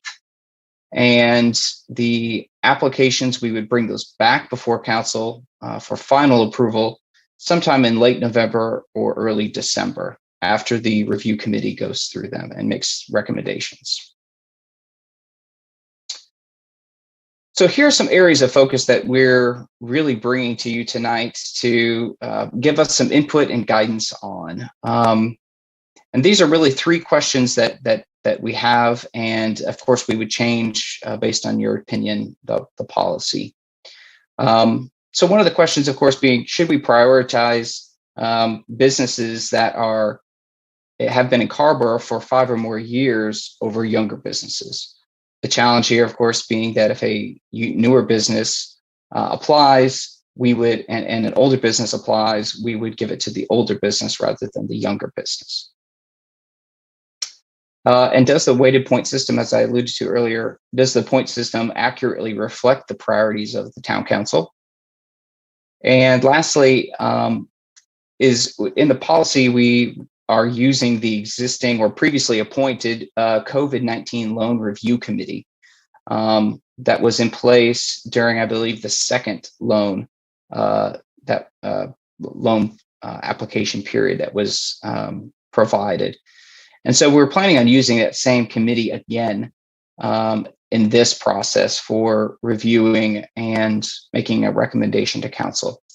So really, those are the 3 questions that we have, or areas of focus that we're asking the council to provide input to us for. So with that, I'll hand it back over to you, Mayor.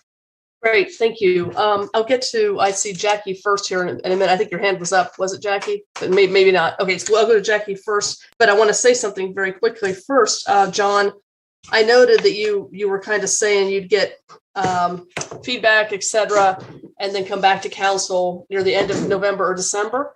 I just wanted to kind of point out to council members and to staff that are watching, or Mr. Manager, that after tonight we have 3 meetings left. Okay, and those 3 are all before Thanksgiving, and And then after Thanksgiving, the only meeting that's currently scheduled is our organizational meeting, the first Tuesday in December. So just kind of in terms of planning and different items we have that we're asking to come back, just wanted to kind of remind everyone of the schedule for the upcoming month, because we don't meet on election day, and then we don't meet around Thanksgiving some too. So just wanted to put that out there.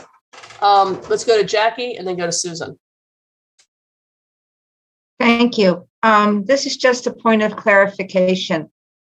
These are just for-profit businesses we're talking about, right? I didn't see any mention of nonprofits, and I know we had talked about that before, how the nonprofits, we've put a great deal of focus, as we should have, on housing, food, and healthcare, which is definitely what we should be doing during the pandemic. But we have many, many other nonprofits that don't fall within those categories and who really are in need. So am I right in that this plan is only businesses? It's not covering nonprofits? Because I know I'm going to get questions. Yeah, thank you for that. So we've used the definition of business organization, which very well may include nonprofits as well. That's what I thought in reading your original, but I didn't see it up on the screen. I saw it in the information we got in our packet, but not on the screen. I think for the comfort of our nonprofits, if we can make that real clear, because I know that many of them got money in the beginning to hold on, and now they're concerned about paying back. So if we could just be real clear that this is nonprofits and businesses, it would calm some nerves. Yeah, sure. Essentially, any organization who would have been able to apply for one of the previous loans, which is why we use the term business organization, would qualify under this program as well. Because a lot of nonprofits don't consider themselves businesses. They consider themselves nonprofits, the third sector. So we could just be real clear on using that. I'd appreciate it. I like this. Thanks. Okay, thanks, Jackie. So we'll go to Susan and Damon, and in particular, let's make sure we also kind of have some discussion around these questions that John has too. So, John, thanks so much for this presentation. And Jackie, thank you for your question, because I had the same one, and that really helps to clarify that. I had just a few questions, and then John, also I want to address your questions. And the first one I want to mention is it's really, really hard for me to know about prioritizing a business 5 or more years or younger. That's a tough one. But I'm just going to throw this out as a way to possibly work around that. I wondered about prioritizing those businesses who have not yet received a grant through town of Carrboro or Orange County. So I know that in this last round of grants that Orange County awarded, each business received $5,000, and I believe 9 of those were Carrboro businesses. So, sort of factoring in who's received one, who has not, and prioritizing those who have not yet received one. I'm just throwing this out. The other thing I wanted to ask about is I know $300,000 has been appropriated. The maximum is a $10,000 award. Is there a minimum, John? Because I'm wondering if an applicant looks at this and they think, well, if I'm going to get $200, I may not go through the process, but if I'm going to get maybe $2,000, it's worth it to me. Have you decided on a minimum, or is that too hard because you don't know how many applications there's going to be yet? Yeah, we didn't put a minimum in there, generally to try to make sure that we are providing flexibility. Each individual business very well may have negative economic consequences as a result of COVID that are vastly different from another. And so we're trying to provide enough flexibility that, all the various types of businesses and nonprofit organizations will be able to apply for these funds and use them as they see fit. I don't anticipate that we're going to get probably anything below 1,000, but that doesn't, I don't know that we would, if we got somebody that said, I need $500, I don't know that we would specifically exclude them, if that makes sense. It does. Thank you. Just a couple more questions under the negative economic impact narrative. I know that in the previous application, we asked the applicant about their credit score, and I think they had to have a credit score of at least 620 or a comparable Dun & Bradstreet rating. And I noticed there wasn't anything in the criteria, the point system about credit scores. And I'm just throwing that out there as something that for you to consider. I don't, it may be it's just way too complicated for businesses to do this. So I defer to you on that. I also, I do want to mention in terms of these, I guess the word is navigators. You mentioned that is so neat about the small business centers at Durham Tech and El Centro providing this assistance pro bono. And I was curious if that could be added into the application so that people know if they do need help. In other words, how will they know that that's available for them? Will that be included in the application, that they can get free assistance in completing the form? That's a very, very good point. I will, we'll go ahead and add something, a caveat into the application. I think that's a valid thing to really add in there. We were originally going to just be doing it via, word of mouth and advertising along with the advertising of the grant program. But I think that's probably just a short blurb. If you need assistance, please contact these organizations. Yes. Thank you. You also, I was really excited to read about this Carrboro Business Alliance and Economic Sustainability Commission mentoring program. And I'm just going to throw this out to you as a question too, and you don't need to answer it now, but it would be asking anybody who is a grant recipient. And I know how hard everybody is struggling to keep their head above water, but the possibility that they, if they are a grant recipient, they agree to donate 4 or 5 hours, maybe, over the year after they receive a grant, to this mentoring program, that they, in return for the grant, they're helping a startup with mentoring or networking. So kind of a quid pro quo, if you will. And I'm just going to throw that out it also maybe would help them feel a little bit more engaged with other businesses, kind of help bring them in a little bit. So I was going to throw that out as well.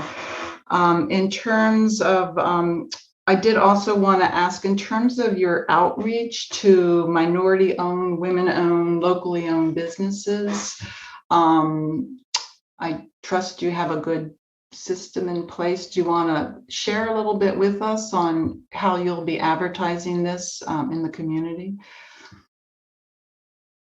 Yeah, sure.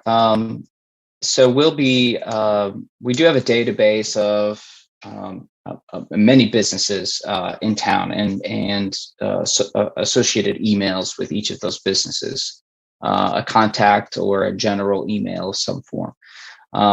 So I feel comfortable and confident in that. We have over 400 businesses in that database. So I feel like that's going to be our primary outreach. I also have worked with putting information on our social media channels as outreach about the application process. We will be doing flyers along with posting them on the neighborhood announcement boards, working with our partners like the NAACP, El Centro, Empowerment, all of those organizations that we typically work with to make sure that we're getting the word out. And I'm open if anybody has another suggestion, that there's another organization that we should be contacting and reaching, more than happy to reach out to them. The big thing we're after here is we want to help these businesses get through this and come out on the other side, still making money. So whatever we need to do for outreach, more than happy to take those suggestions. Yes, my final comment is I have no idea how many refugee-owned businesses there are in Carrboro, but I haven't heard much about that group, and so reaching out perhaps to Refugee Support Center or just to make sure that they are included as well. As far as your questions here, I think I've answered everything. The third question on the committee, the committee did a fabulous job last time, so I'm totally on board with the same committee this time. Thanks, Susan. Thank you for that and your questions. Let's go to next Damon and then Barbara. Thank you, Lydia. John, thanks for the presentation. Thanks for all the work I know that you and other members of the staff have put into this, making sure that you're being careful about the rules and also wanting to make sure that it's a program that will actually benefit people soon and without a lot of barriers. And that's one point that I wanted to just highlight, which is I'm glad that we're putting in place some priorities as reflected in the point system and making sure that we're hitting the mark on, making sure that our values are reflected in the process that's used to prioritize businesses that are really vulnerable or have had the most impact from the pandemic. But I also want to make sure, I would also hope that we would make sure that this is as easy as possible and that there are as few barriers as possible for businesses getting money directly into their hands. So I think, Susan had mentioned a suggestion, for example, about kind of if you get this money, you participate in this mentorship program. Like, I think that all sounds good, but it also sounds to me like a barrier or something that would at least be interpreted as a barrier. And so maybe there's another way to go about achieving that kind of goal. But I would worry about putting anything into the process that would be perceived or actually a barrier to businesses getting this money as quickly as possible and with as few pain points as possible.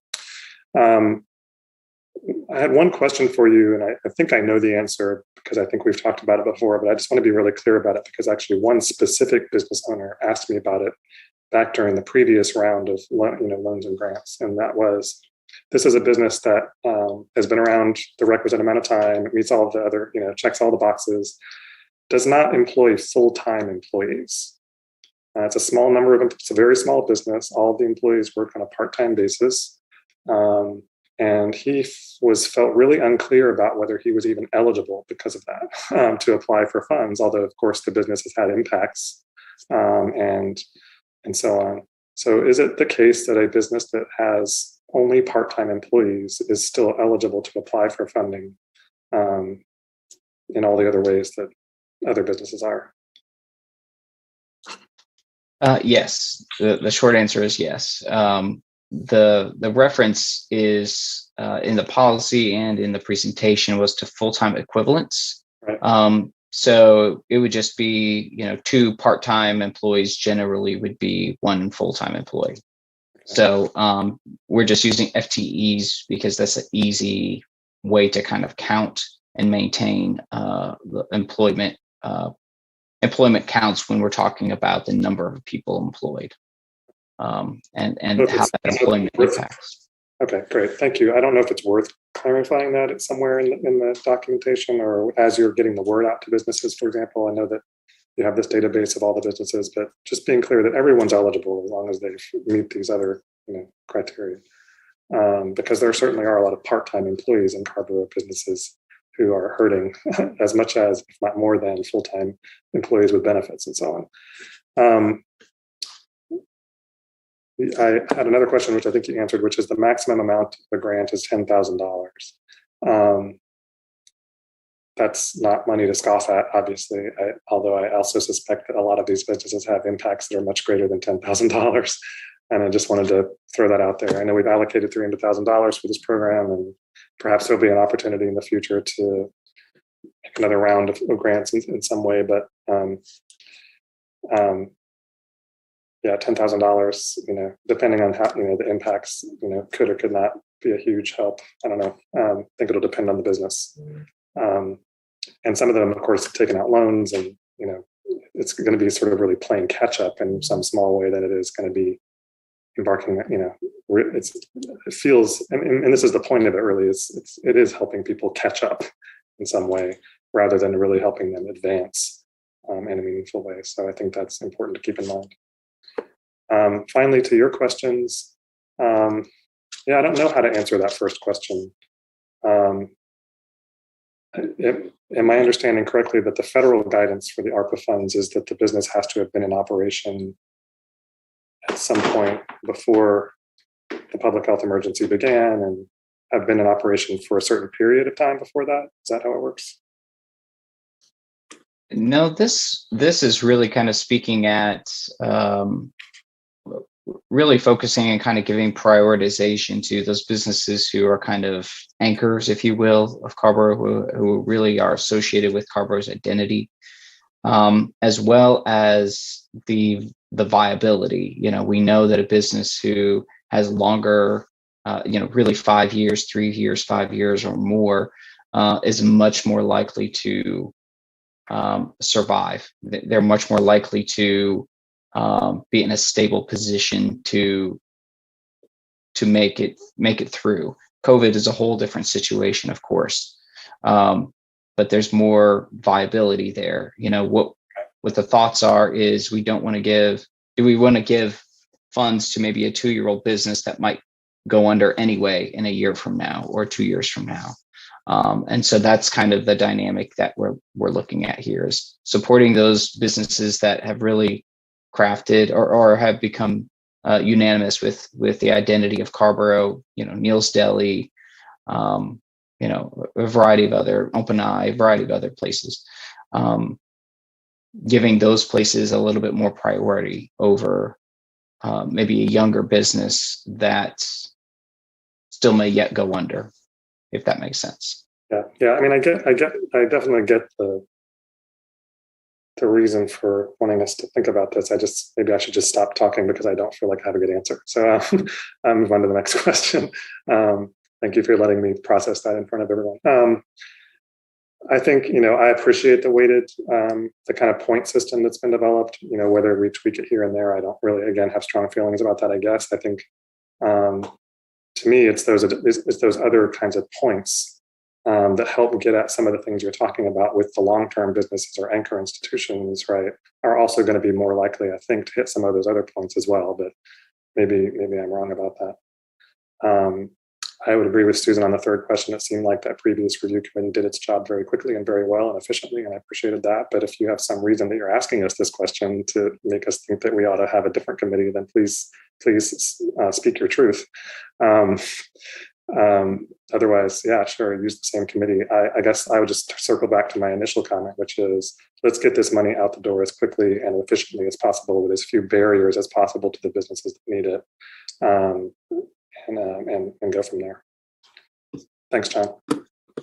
All right, thank you. Thanks, Damon. Let's go to Barbara and then Sammy and then Randy. Thank you, Lydia, and thank you, John, for the presentation. So I'm going to hop on what John said in reference to this first question. I think all the businesses are a part of Carrboro's identity. I don't have a specific one. Certainly, there are those businesses that have been in existence in our community for a long time. And I'm not sure that I'm comfortable with the first question, because we cannot foresee the future as far as, what businesses are viable and survive. Yeah, we can predict, but we just don't know. So the first question is, the first question definitely gives me pause. And John, could I get you to go back to the slide that had the point system?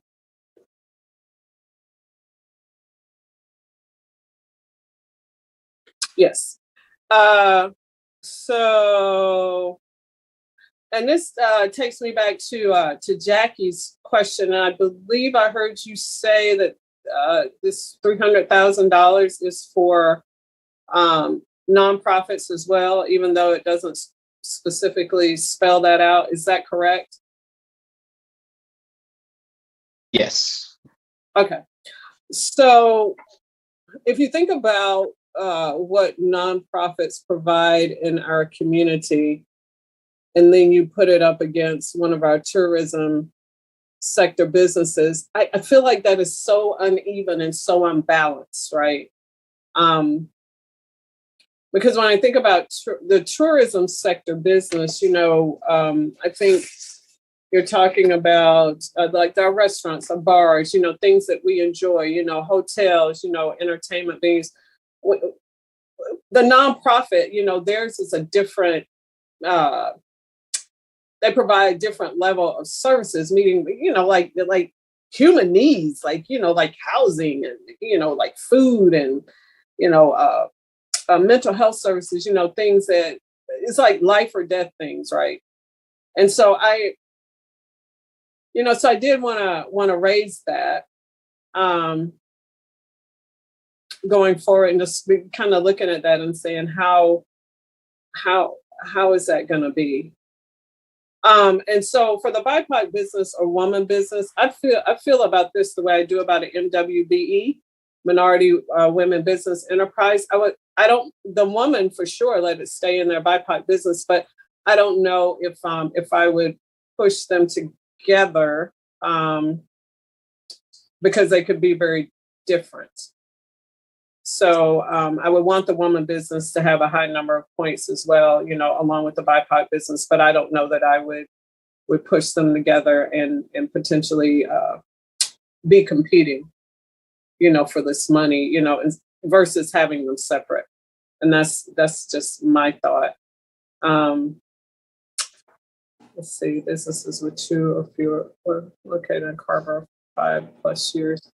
So they get points. So I feel the same way. So if you would go back to the questions, and you were talking about how to reach out to businesses and nonprofits. I heard you mention about flyers. And so I don't know, I'm sure emails will go out, but I don't know if there was any consideration to also sending, actual letters announcing this to our businesses and nonprofits that you have on the list. And the third question, I love the Emergency Loan Review Committee. It's a very diverse group coming from different places within the community with different skill sets.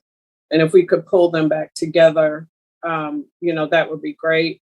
I heard somebody mention earlier about barriers, and I don't like the prioritization thing. That's something about that first question is not setting well with me, because it gives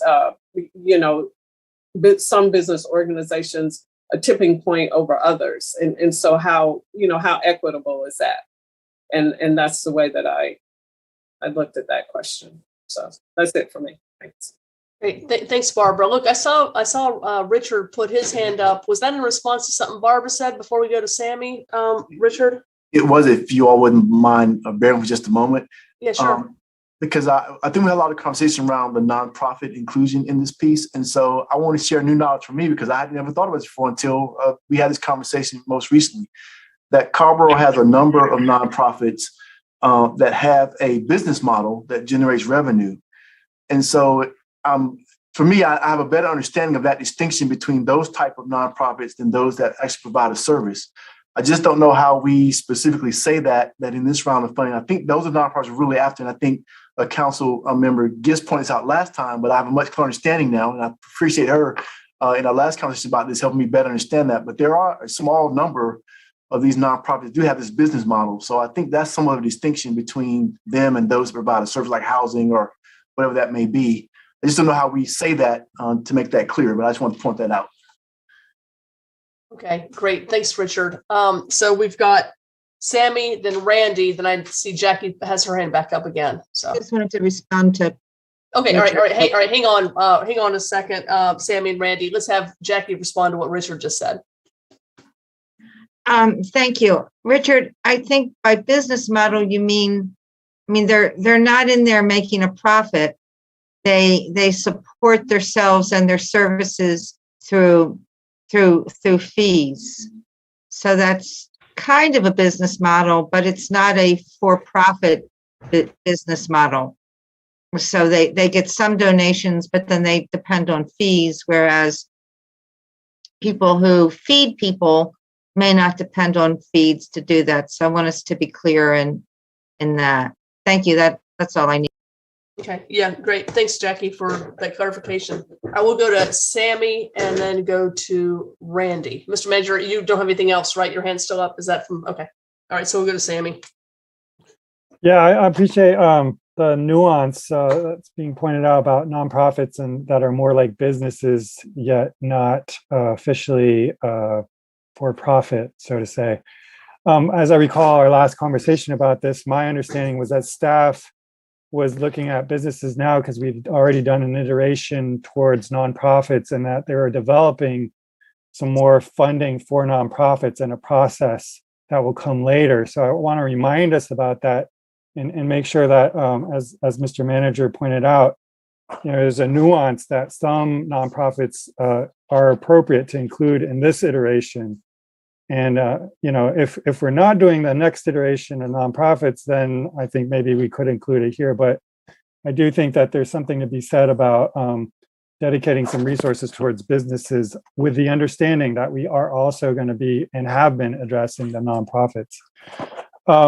And I agree with Barbara about the 5 years or younger businesses. It really sits funny with me. On the one hand, I read it as like younger businesses are the ones that aren't established and need more help to become those that become known as Carrboro. Let's imagine Weaver Street, had they just started their business, within the pandemic, would we be not throwing them out of line? We don't know whether they are going to be. It doesn't really matter if they are going to be known for being Carrboro or not. The ultimate point is that these are locally owned businesses that provide a means for livelihood of people and contribute back to the community by the sheer fact of being locally owned. So I'm personally am not for that, making that distinction for those reasons. And similarly, in the point system, I think that locally owned businesses has been a very long-standing value of our town. Getting to the second point, and I would make that a 10-point because it's a long-standing value that we have had in the town, supporting and likely, hopefully every business that applies will be a locally owned business and they'll all have that 10 points. And those are my main. I have no problem with the third point. I think that the loan committee, if they're willing to continue doing that work, is ready-made and ready to go, was a great idea. So those are all my points for now. Thank you for sharing your presentation and your thoughts about and putting this together. All right, thanks, Sammy. We'll go to Randy, and then Jackie, your hand is up maybe to talk again after Randy. So we'll go to Randy next. Yeah, this has been a great discussion. Thank you, John, for the slides and for generating this and all the thoughtful comments folks have made. To go to the first question, I too, I'm really uncomfortable with prioritization on businesses that are 5 years or more, as opposed to younger businesses. And I'm going to tell you why, because one of the things that certainly COVID has shown, and the quarantining and the pandemic, that the emergence of new Black, Brown, BIPOC businesses is higher than it was immediate to pre-COVID.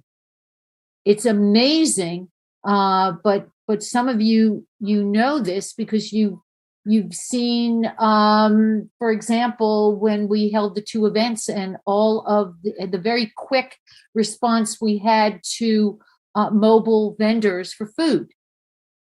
A lot of those folks were not in business prior to COVID. So there's a lot of new business that's coming up because they're in an emergent entrepreneurial, we're in an emergent entrepreneurial phase. And that brings me to another question, John, and that is, do the businesses have to be bricks and mortar? So that's the first question I had back at you. No, not necessarily. They would just need to be based in or headquartered in Carrboro. Okay. So that could include a home office, anything, a food truck. If a food truck, I live here in town and my food truck stays with me, that kind of thing. Gotcha. Okay. So that's the first thing. And so the prioritization, I would, I think we need to have, we need to pull that from having a 5-year mark. Although I get where you're coming from with the 5 years, because 5 years is the usual watermark. If you make it 5 years, you might be able to make it to 10. But we're not living in the same economy that we've ever known or that we even know right now. I really appreciated what Arch had to say about the stock market and within the next year. And I'm taking that very seriously to say that means that we can't base what we know on what has been. We're all still hunkered down. And that also goes to the question of the point system. Sammy, I'm really glad you brought up, if we go with the point system, elevating local businesses from the 6 to 10.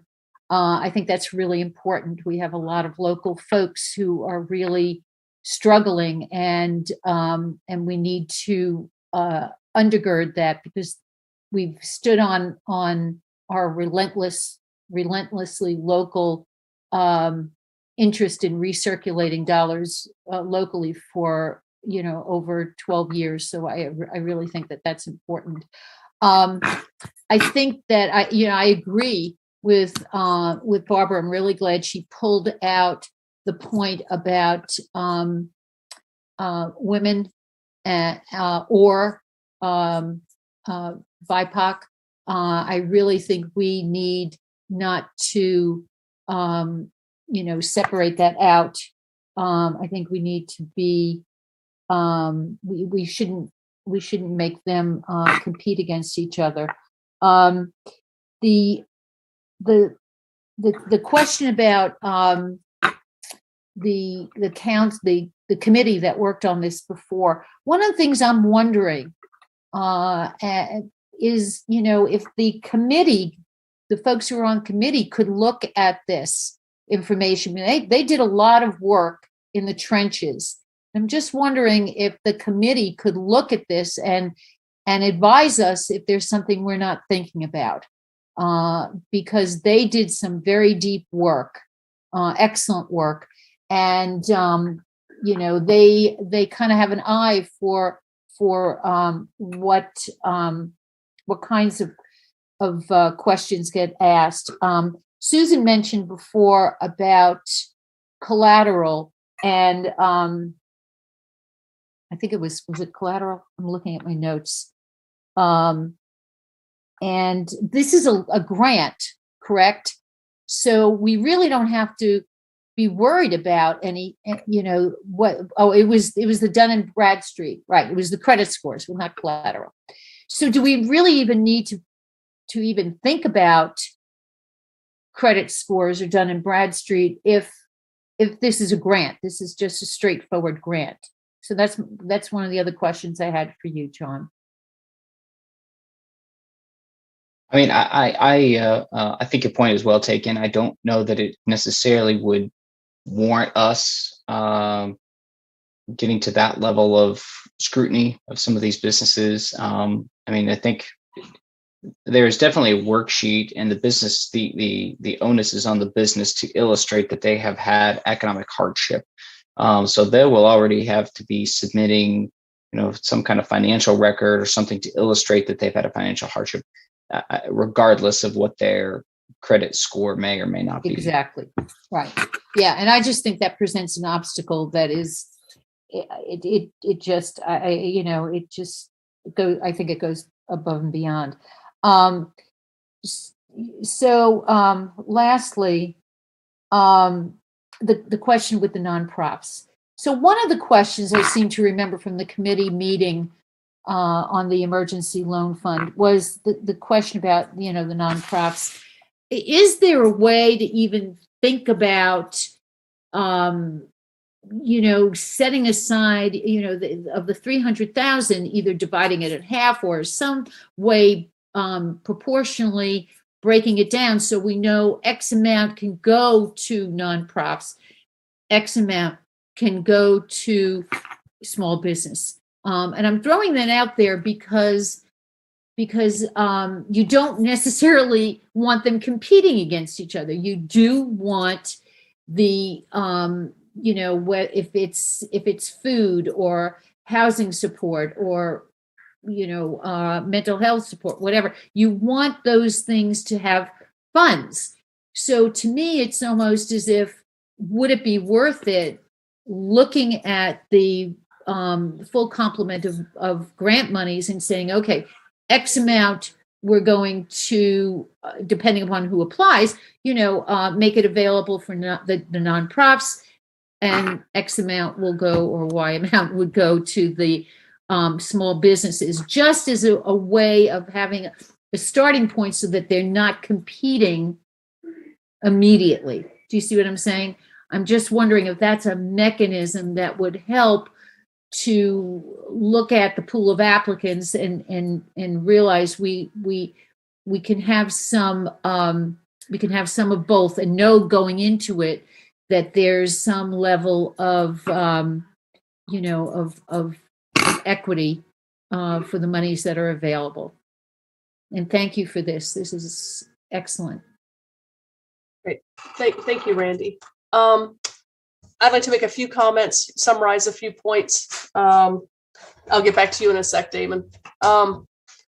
So, John, it sounds to me like there's some consensus here on number one, to not do that prioritization. It sounds to me like there's consensus on number three. We're all fine using that committee. Around number two, we're hearing a couple of points here for discussion. And I'm hearing some support on the members who have spoken up for perhaps bumping up the points on the locally owned business, perhaps separating the BIPOC or women owned, so it's not just either or, giving credit for both, and then also this idea of perhaps honing the final weighted point system, having maybe the loan review committee kind of do that final of those points, just based on their expertise or whatever. The other point Randy just made, which I think is excellent, is this idea of this nonprofits kind of competing with the businesses. It's so very, very different. They're businesses. Yeah, they make money, but they also cover their costs. It's a totally different kind of mindset. And I too was of the thought that we were going to have some other kind of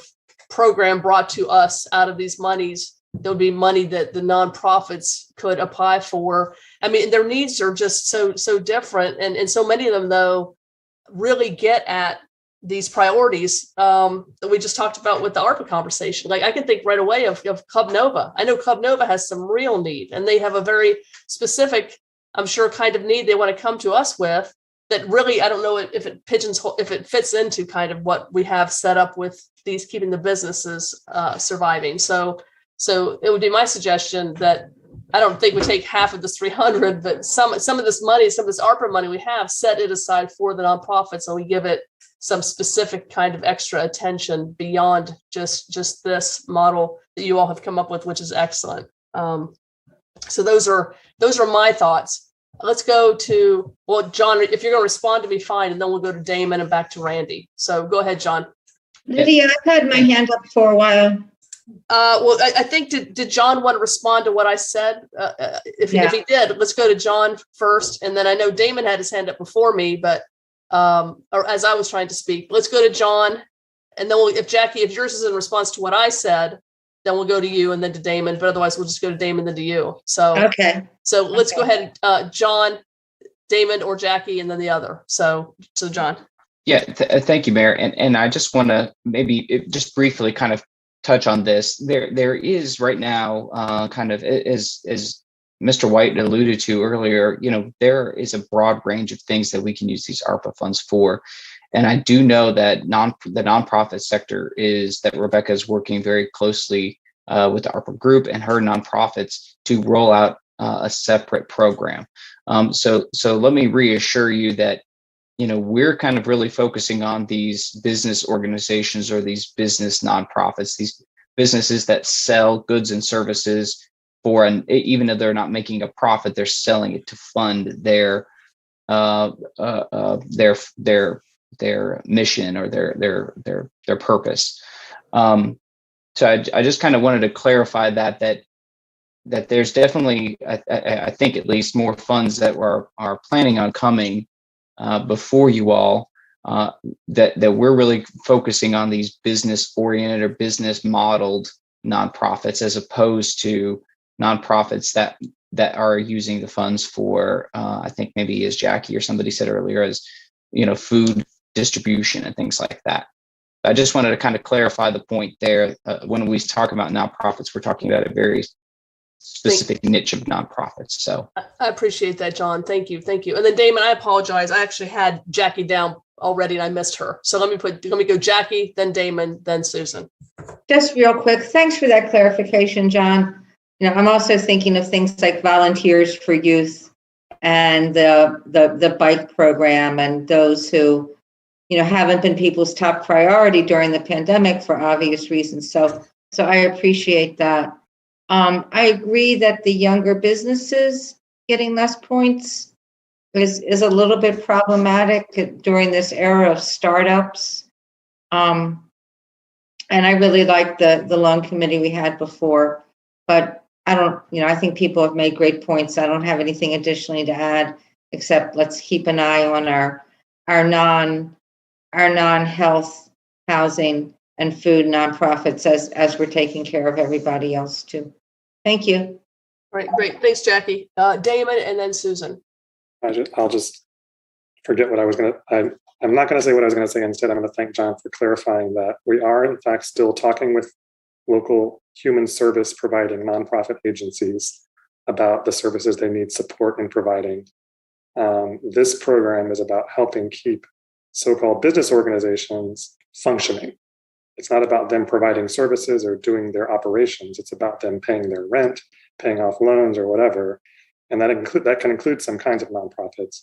But this is not about what I hope we'll be seeing in the relatively near future, how we're going to use additional ARPA funds to support human service needs and other nonprofit provisions that these organizations provide. Okay, thanks, Damon, and Susan. Yes, I would just add to that it $300,000 is wonderful that we're doing this, but I think the business community would probably say it's still a drop in the bucket compared to the need.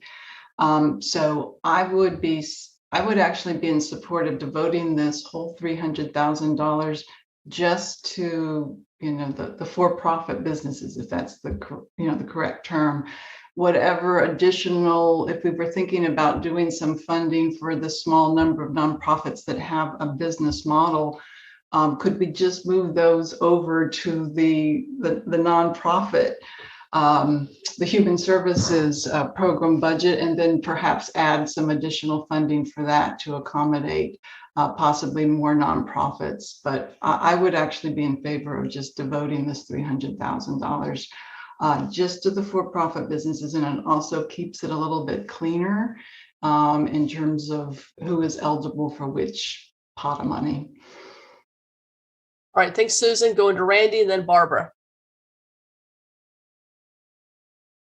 Yeah, thank you, Susan, because after listening to this great conversation and the clarifications, I agree with you. I think it makes sense.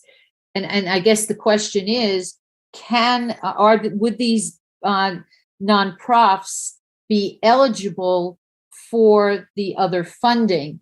And if so, then we could dedicate the full 300K to the small businesses that are for-profit businesses. So I guess that, John, that's the question. Would these nonprofits that fall into this business organizational model, would they qualify for those other monies? And if they did, could we then dedicate this 300K solely to the small businesses, the for-profit businesses?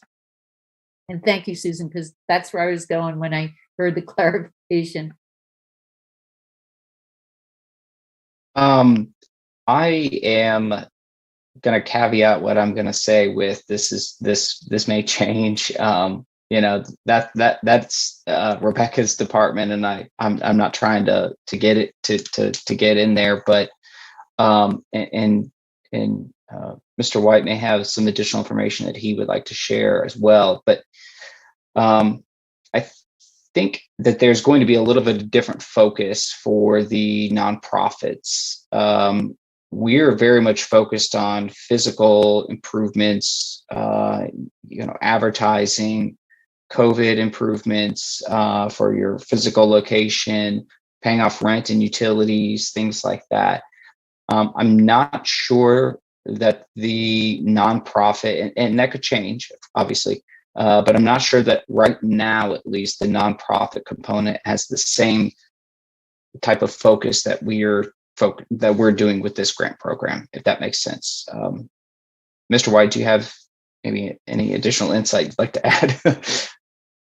I don't, but I saw Attorney Herman raise his hand a little bit. I don't know if you want to jump in and clarify this as well, but I did see his hand go up a few minutes ago. Go ahead, Nick. Yeah, go ahead, Nick. Yeah, it's better for me to comment after we hear the council. Then I want to share one perspective for them.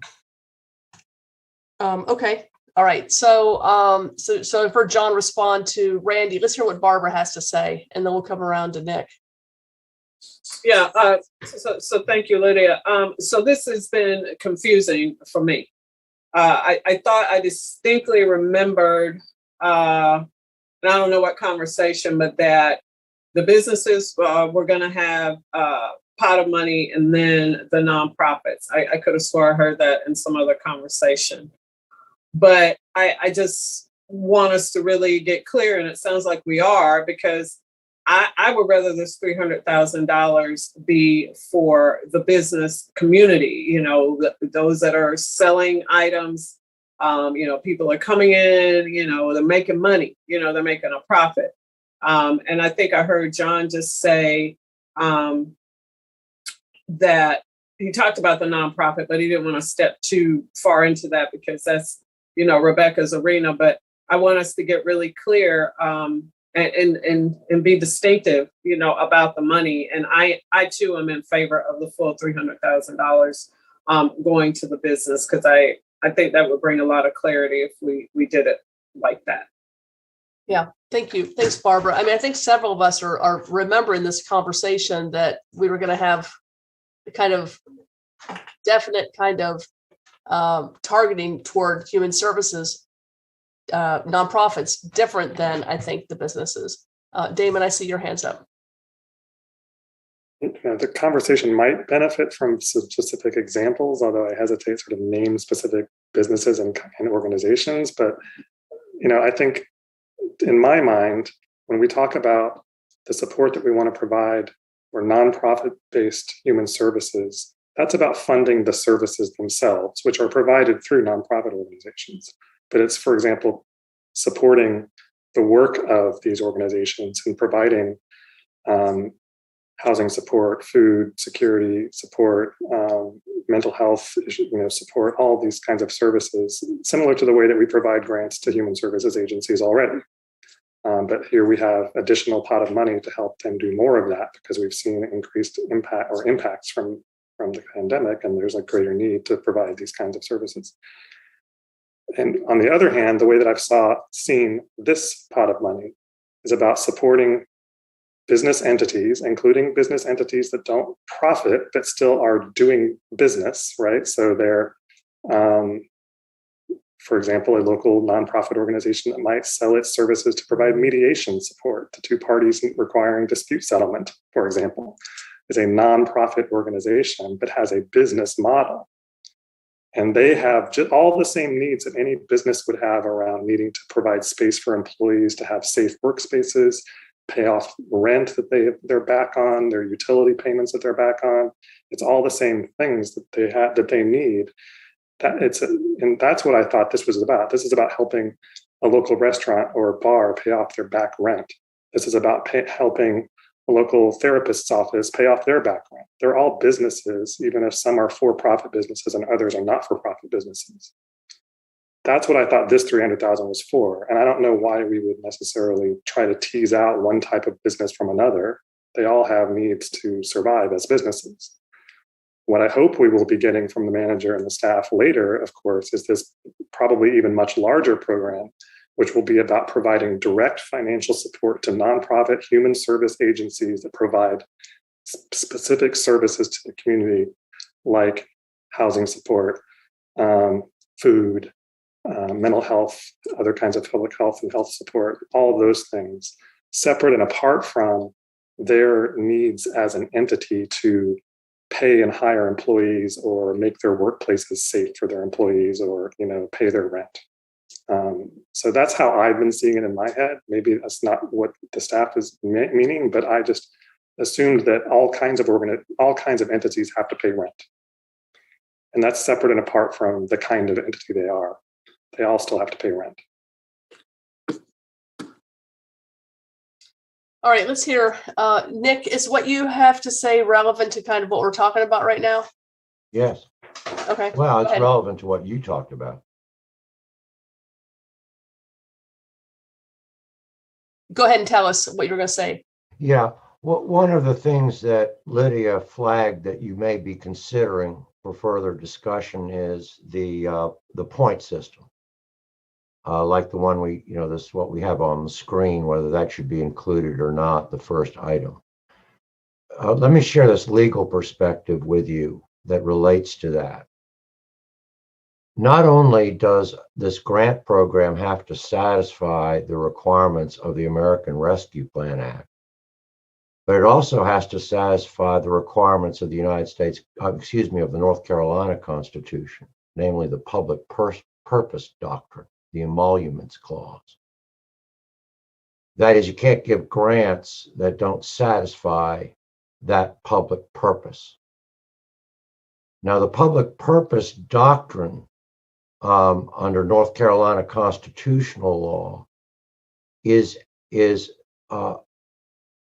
satisfied tremendously when the grants are for the benefit of folks who are low to moderate income. And so the more points that are allocated for the benefit of persons of low to moderate income, the more points that are allocated for that, that strengthens the public purpose component of the legality of a grant program. And so what do I mean by that? If you're talking solely from a constitutional perspective, and I know you have different policies to balance, but if you're talking solely from a North Carolina constitutional perspective, the more points you can get in the column for businesses owned by, employing, or serving low to moderate income persons, the better.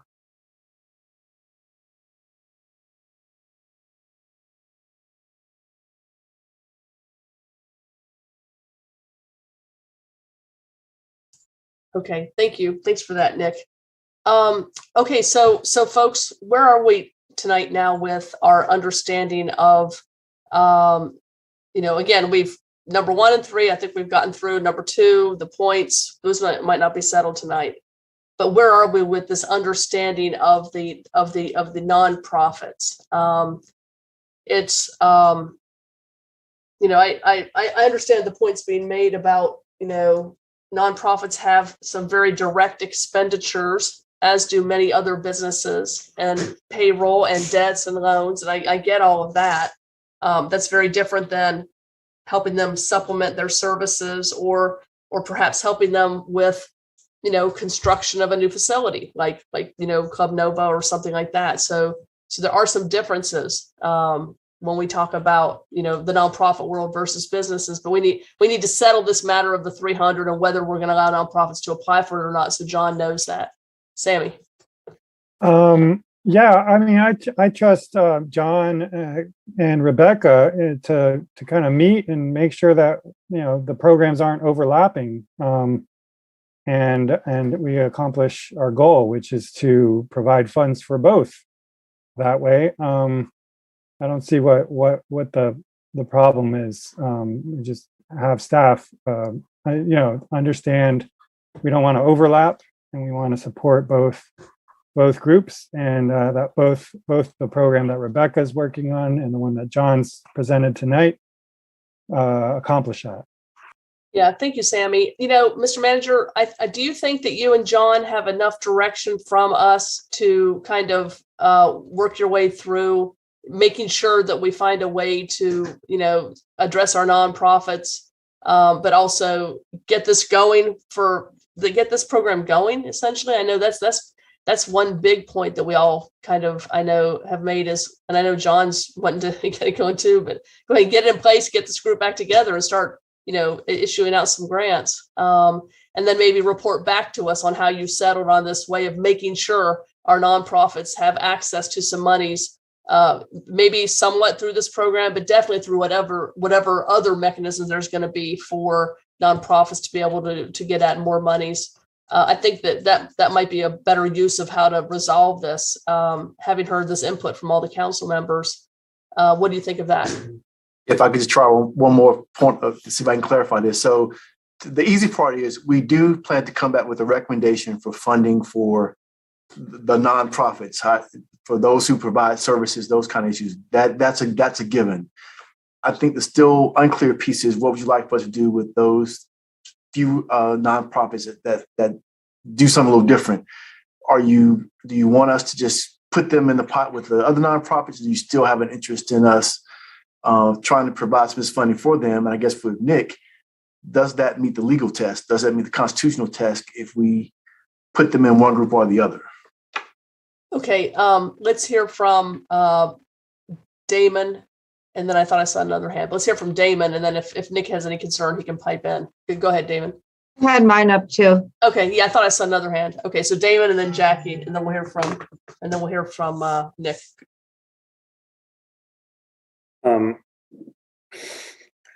This might come down to he's still not totally. Maybe I'm not understanding the distinction trying to be drawn here. I don't either.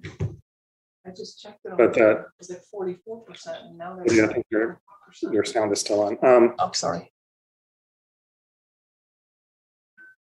So I'm a little thrown off, but the schematic in my head of all of these organizations, including businesses and nonprofits and various kinds of nonprofits and so on, is that you could imagine some kind of nonprofit organization that might be able to get money from both programs. Because in the first place, as an entity, they need to pay their rent. They need to pay, they have bills to pay, that they've been economically impacted as an organization by the pandemic. And in addition to that, they are providing human services that need to be funded, which would be funded through this other program I think that the manager and Rebecca will be bringing to us. That's the distinction I'm making in my head between these two programs. So I guess my first question is that am I off base there? My second question is on the basis of something that Nick just told us about this requirement in the emoluments clause of the state constitution. It sounds to me like what you're saying, Nick, is that we might need to actually make that one category actually a prerequisite for participating in the grant program. In other words, not just build up as many points as we can for a given business that provides services to benefits lower moderate income people, but that has to be somehow a prerequisite. I mean, it sounds like that's what you're saying, but maybe I misheard you. Let's hear back from Nick. Let's hear back from Nick about the before we go to Jackie. Well, let me go directly to that, Damon. There's at least one person I know who's at the School of Government that would take the view that in order to satisfy the public purpose doctrine, you would have to make that sort of a requirement, namely that a sine qua non of it or a threshold requirement is that you're serving low to moderate income people. That's not my view, and it's not the view of a number of other municipal lawyers. I've talked with a number of people about this. So I don't think that that's an absolute requirement to satisfy the public purpose doctrine. You, of course, as a council, can make it an absolute requirement. The only point I would make is to be clear about it. The more emphasis, if you will, the more points, if you will, that are allocated to serving folks of low to moderate income status. The more you do that, the more you've satisfied or erased any kind of question about satisfying the public purpose doctrine. Okay. All right. Thanks, Nick. And right now we have that as 10 points. It's the highest category with 2 others. So if we, Nick feels like this is legally defensible as it is. If we wanted to be extra sure, the committee maybe bumps that up to 12 points or something, maybe makes it the highest one with points or whatever. So I appreciate that clarification. I'd also like to say, Damon has kind of sold me on my understanding of that a nonprofit might want to seek a grant to deal simply with its operating costs to kind of continue to get through as we then prepare our human services monies for a greater shot or infusion into the actual programming that they do. And so I just wanted to say that I'm okay letting nonprofits also apply for this 300 as they need for their grants for their operating, knowing that we have another pot of money coming that those same organizations, many of them will be able to then apply to buffer up their services in that round of money. All right, let's go to Susan and then Sammy. You forgot me. I don't mean to keep forgetting you, Jackie. I'm sorry. Jackie, then Susan, then Sammy. All I was going to say was Damon said what I was trying to say. So thank you. I was trying to get that a point, didn't put it in legal talk. But yeah, and I'm particularly concerned about the ones that, provide different kinds of services, like mentoring services. Anyway, thanks for clarifying my clarification, Damon. Okay, Susan and then Sammy. I don't need to say anything else, Lydia. I'm good.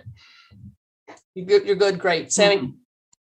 Yeah, I just find this it's ironic that we're bumping up the one or that it would satisfy the emoluments clause, to support more the businesses that hire low income people, which by definition are businesses that maybe are keeping low income people low income because they're not paying them enough. So there's some irony there. While it on paper looks like we're supporting low-income people, we're supporting the businesses that aren't paying people enough. And so it's kind of contradictory.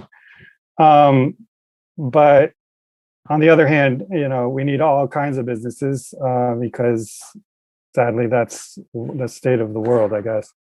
In terms of the operating, so the thing I need to understand in terms of the nonprofit versus this pool of funds is, are we saying that in the nonprofit pool, operating expenses aren't allowed? Because if that's the distinction, then maybe that makes sense. But if operating expenses will be allowed, then maybe we should still keep them separate. And that's what I was getting to.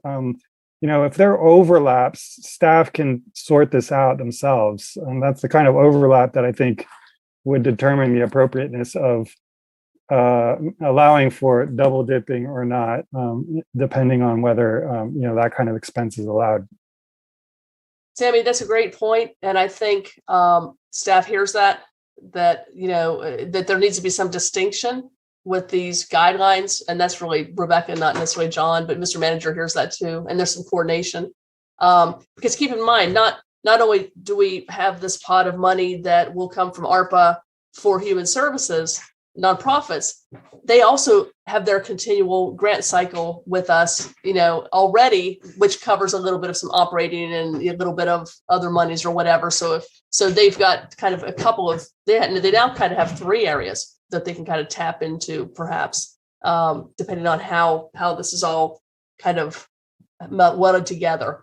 But I think Sammy raises a good point, Mr. Manager. But did you get enough guidance then from us about the 300? It sounds like there's at least I've heard from several of us that see nonprofits, okay, some operating out of the 300, and then come back with a firmer plan about the human services, exactly what that money can go toward. So, all right, John, do you feel good about what you've gotten from us? All right, are we good to go? Okay, so I think that the only action item we have then is just to, it just says staff recommends approval of the policy. So can we have a motion to approve the policy? Yeah, I'm sorry, out of turn. I had John over a barrel. John said, can y'all get through with this? I know, right? Is this a motion by Barbara? All right, yes. Second by Randy. All in favor, say aye. Sammy? Just a question. I mean, we raised some questions about, like, for example, bumping up some, separating others. Are we approving with that understanding of staff responding to comments from?